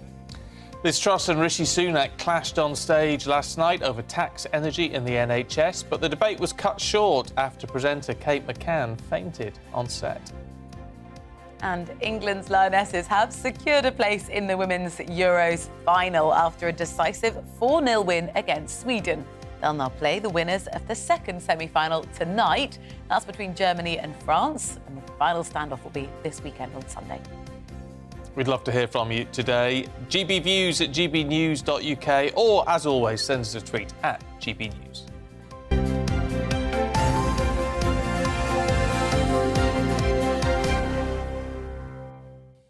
Rail strikes return. Widespread cancellations, long delays expected across the country. Why?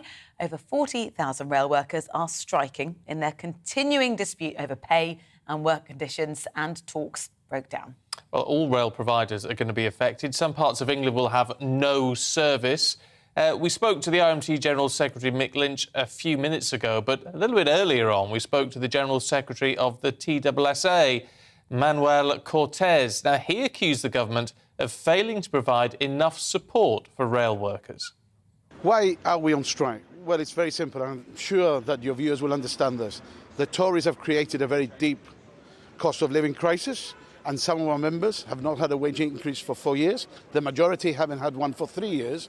And clearly the purchasing power is being eroded on a daily basis. But the problem we've got is that the dead hand of government is stopping the train operators, for example, from making an offer. So Grant Shapps should really either get out of the way or get involved directly in the talks. He's got my number, he can phone me. I'm prepared to meet him anytime, anywhere.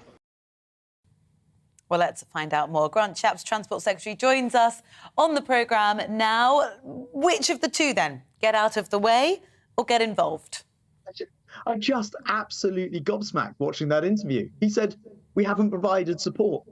The taxpayer provided £600 for every household. Every one of your viewers watching has paid £600 from their household to keep every railway worker in a job, not even on furlough, during the coronavirus. The idea that we haven't provided support, it's just ludicrous. And anyway, back to your point, which is this. No, look, there are employers and there are unions. They're the only people who can settle these strikes. This is just a game they play in order to divert attention from the fact that they are the ones calling the strikes. They can call them off immediately, and they are in, supposed to be in discussion with the employers. But I noticed the TSSA don't seem to have taken that offer up. What they are saying, and what Mick Lynch was saying, is that you are sort of cutting the purse strings, if you like, when it comes to what Network Rail can do. I mean, is that the case? Are you having any input at all? Yes, of course, I set the overall mandate. I'm a government minister. I'm accountable to Parliament and taxpayers. And we have to make decisions between, for example, how much money goes to railway workers whose medium average salary is £44,000, or the train drivers whose average salary is nearly £60,000, or to our nurses whose average salary is £31,000. So, of course, we have to make those decisions. It's absolutely right that we do. That's our job, of course. But there is more money available in return for reforming, for modernising our railway, which I'm afraid in too many cases, because of these union barons who are extreme left-wing activists, because they've stopped modernisation going on, we have this forever strikes situation where there's never not been strike action called or a strike ongoing in the 3 years that I've been Secretary of State for Transport. It's unacceptable, and we're going to have to use the power of the law to bring this to a close if they don't stop striking. So what would that look like? Because for the public at home, just think, I just want to be able to get around. This is really irritating. But I can also empathise that people need to be able to pay their basic costs. So what are you doing just to try and help?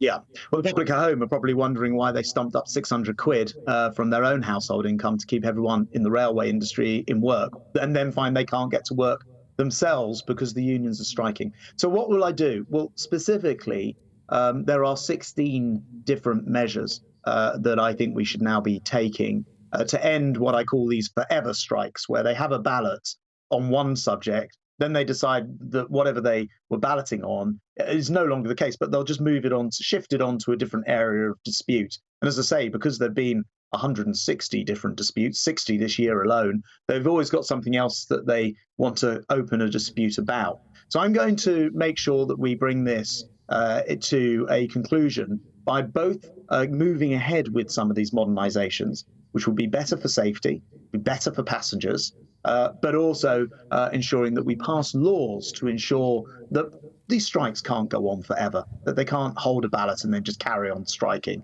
that they have to reballot their members and actually ask their members what they think as well. Is it right? I mean, Mick Lynch was talking about the fact they've been offered 8%. Is that right? Because, I mean, got to say, a lot of people watching would be saying, blimey neck, I wish I was given an 8% pay rise. I think that's right, particularly in the private sector. That would look very generous. To be clear, that's 8% over 2 years, and it's only in return for modernising parts of the railway. For example, maintenance teams for Network Rail aren't allowed by the unions to walk the 5 minutes between Euston and King's Cross to do maintenance work because Mick Lynch and the unions claim they're in different regions. I mean, this nonsense has to come to an end.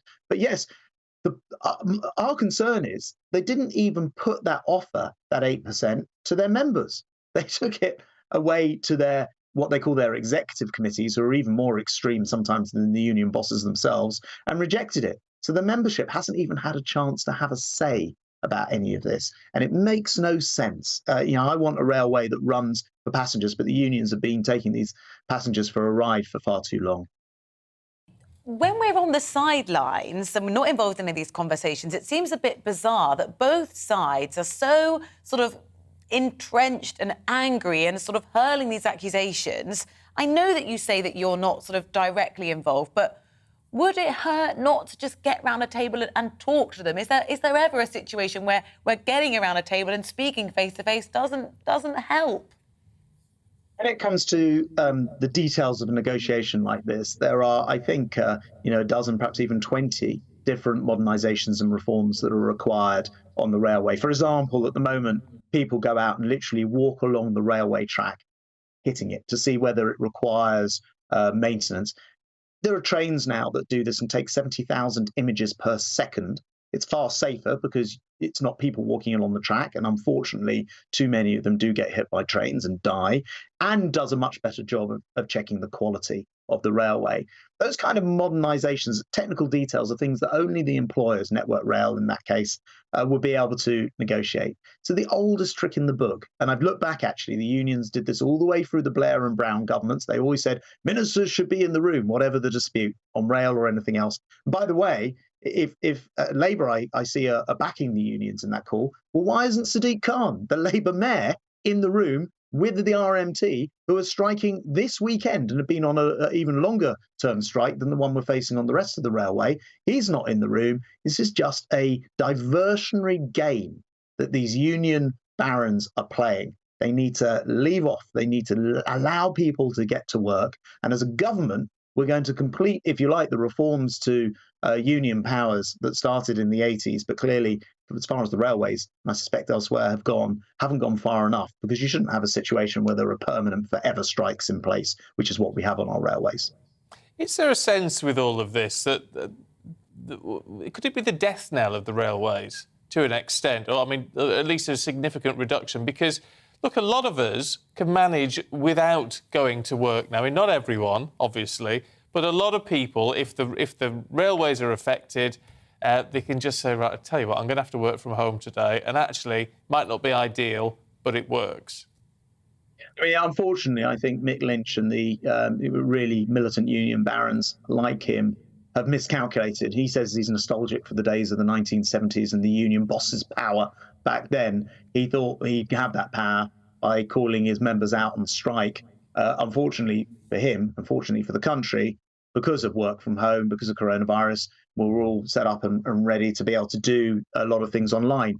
Unfortunately, for the less well-paid people in this country, they are not in that position. The hospital porter, the cleaner, the very people that the RMT and these other unions claim to want to help are being hurt by the RMT, whilst their members and railway workers in general have a £44,000 average salary, whilst train drivers have nearly £60,000 median salary. So, you know, they are hurting those very people.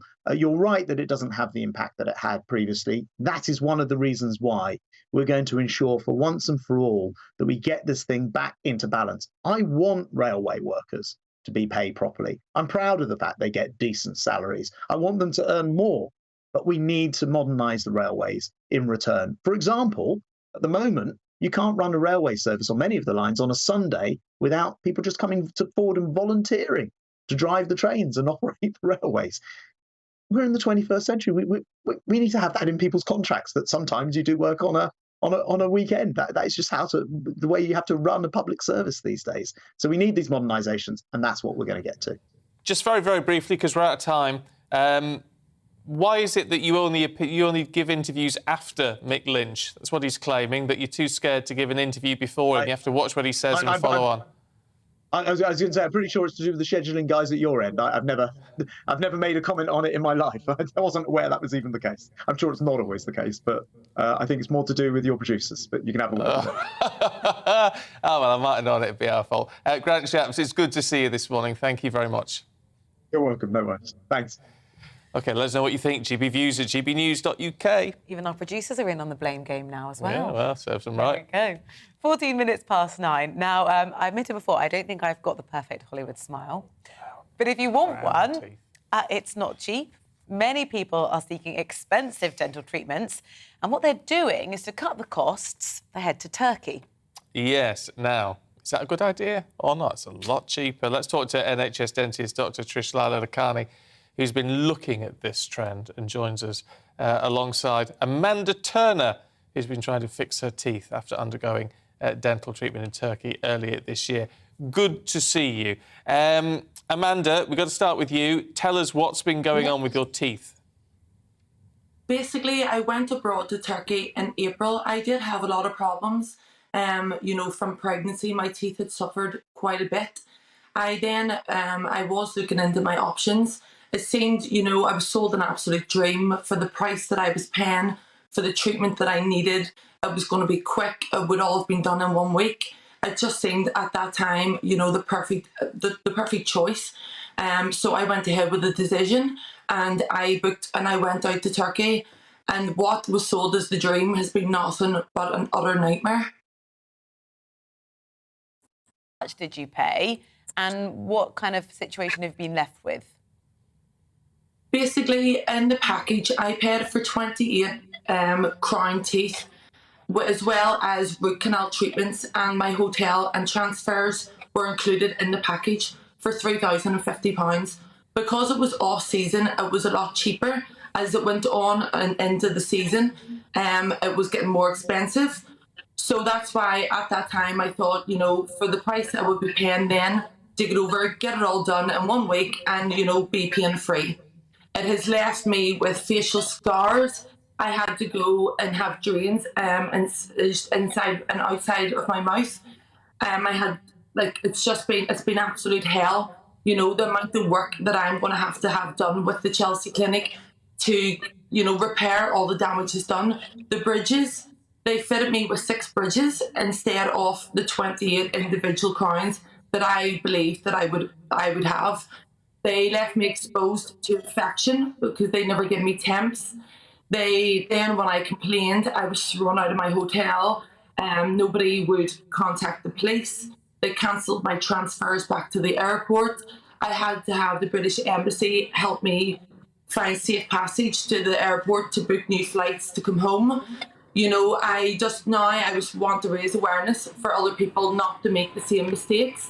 I've been very lucky in the aspect that I have the Chelsea clinic and Dr. Rona and a team of multi-specialists. It's taken a full team of specialists to correct the work done abroad. It's honestly, it's not worth what I've had to endure. It's frankly terrifying. Trishala is here in the studio. I mean, look, that sort of price, too good to be true, clearly. Do you know what? It's not even the price that really gets to me. I think what really just hurts me is to see that she says she was sold a dream. She said she would, you know, she had these expectations which clearly just weren't met.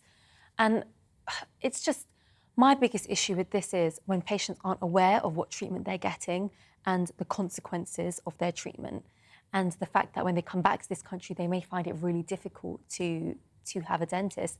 Now, we filmed a documentary with the BBC, Turkey Teeth, which is actually currently on iPlayer. And in this documentary, we actually did an experiment. We sent pictures of my own teeth to multiple clinics, so 150 dental clinics in Turkey and 50 here in the UK. And again, something that really did shock me was that dentists were able to send treatment plans, you know, just... For your teeth? For my teeth. Which are perfect, as we said. No, thank you, but they're actually not, and I think you've got beautiful teeth, by the way.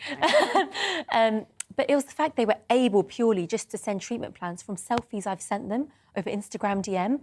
There was no sign, even we even asked them, there was no kind of sign of a thorough history being taken, no examination, no thorough assessment, no x-rays, nothing to make sure that I don't have, you know, gum disease, things that I, as a dentist, could never do. I could never just treatment plan someone purely from them sending me selfies. But this is all cosmetic, isn't it? It's about changing the appearance. If you are determined to do that, what are the things you've got to do to make sure you have it done safely to mean you don't end up in Amanda's situation?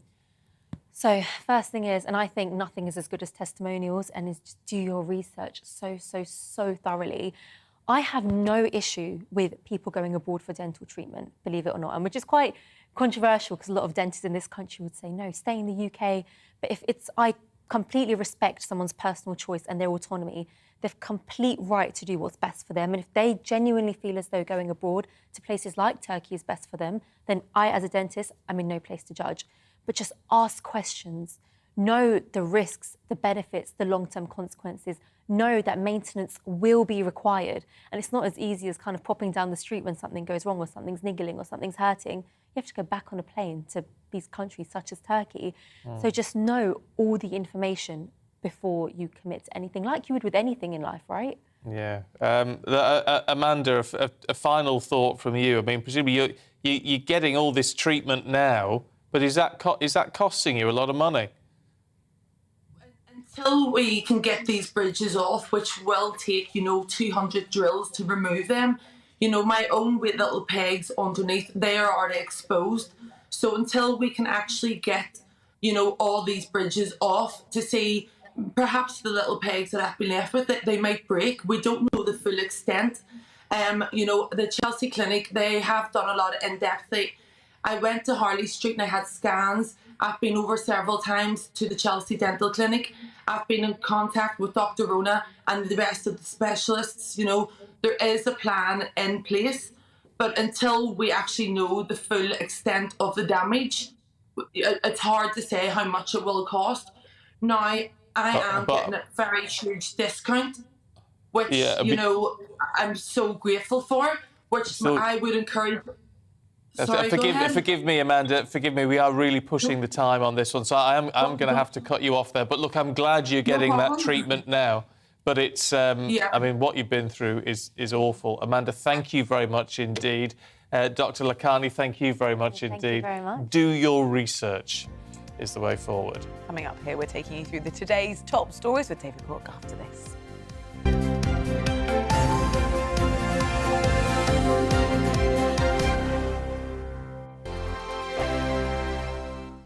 We are GB News. We're right across this great nation. On TV, on radio, On digital, absolutely everywhere. We don't talk down to you. we embrace all voices with honest and civilised conversation. We are not part of the establishment. We're one of you. And we're only getting started. Join us on GB News, The People's Channel. Britain's news channel.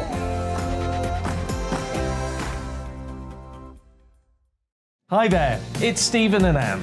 At breakfast from 6 a.m, you'll always be caught up with everything you need to know, the latest headlines, opinions and debates. We'll bring you the good news and the bad, but most of all, we're here for you. Remember, send in your views and let us know what you would like us to talk about. That's because we're your news channel. And every morning at 6 a.m, it's breakfast on GB News.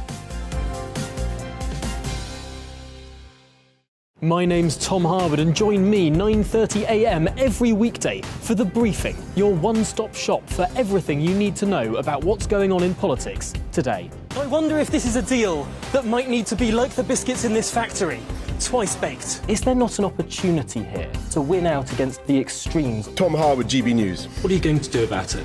Things should have been done differently, and they certainly are being done differently. Don't miss it. The Briefing with me, Tom Harwood, 9:30 Monday to Friday on GB News.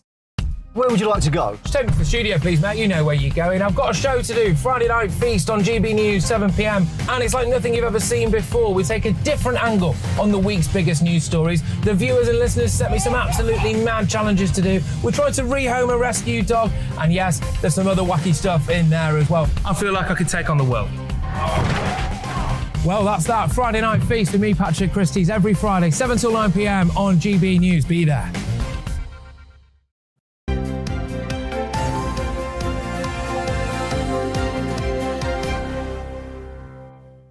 9:23, well, lots to talk about because there was that second head-to-head Conservative leadership debate last night between Rishi Sunak and Liz Truss.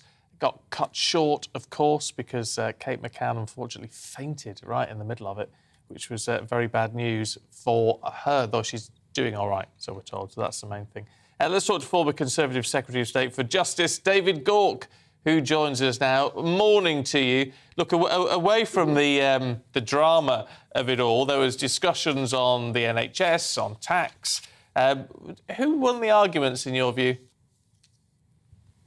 Well, I think at the moment Liz is heading towards victory. I'm not sure she's necessarily winning the arguments, but she is persuading the audience that matters, which is Conservative Party members, and the polling suggests that she is ahead. And if anything, certainly the polling after the BBC debate suggested that she may have extended that lead. And I don't think there was anything from what we heard last night that's likely to particularly change the dynamic of the debate. And it's quite interesting that this morning Rishi Sunak appears to be moving his position now, saying that he might favour cuts in VAT if energy prices reach a certain level. So I think the initiative is very much with Liz Truss at the moment. I mean, I have some worries about her platform, but I do think that she is heading towards victory. What are your worries? What I worry a little bit with Liz, and I have to say, I've known Liz for about 25 years. I like her as an individual, but I worry a little bit that she is captured by the hardline Brexiteers within her party. So I worry about where that may lead us, and I worry that she is. Instinctively a radical. She is a disruptor. She likes to change things. Those can be really useful and valuable qualities. But I slightly worry that she will, take a bit of a sledgehammer to some of our institutions and perhaps not listen to advice when she should do, not be sufficiently cautious when she should be. That's my personal view. I think that some of those qualities are ones that actually appeal to a lot of Conservative Party members. But my worry is that she's got a pretty high risk threshold with some of her policies. Yeah, look, we're very nearly out of time, so just briefly, if you would, what do you make of the strikes going on? I don't know if you heard what Grant Shapps was saying, but just say that the unions aren't playing ball on this and not being remotely reasonable. Would you agree? Well, it does seem frustrating that progress was being made in the negotiations, but then, as I understand it from both Network Rail and Grant Shapps, that when it's gone to the executive of the RMT, the negotiators have been overruled. And for people who do want to get into work, it is desperately frustrating. And I can understand the exasperation that many feel. Sorry it's so brief, but it's been a busy morning. Good to see you. Thank you. Good to see you. That's it from us today. We'll be back tomorrow from 6 o'clock. Don't go anywhere, though, because... Tom Harwood's up next with the briefing. Hello, a very good morning to you. I'm Aidan McGivern from the Met Office. A fresh start to the day for many of us, but a sunnier start, I think, compared with the last couple of days.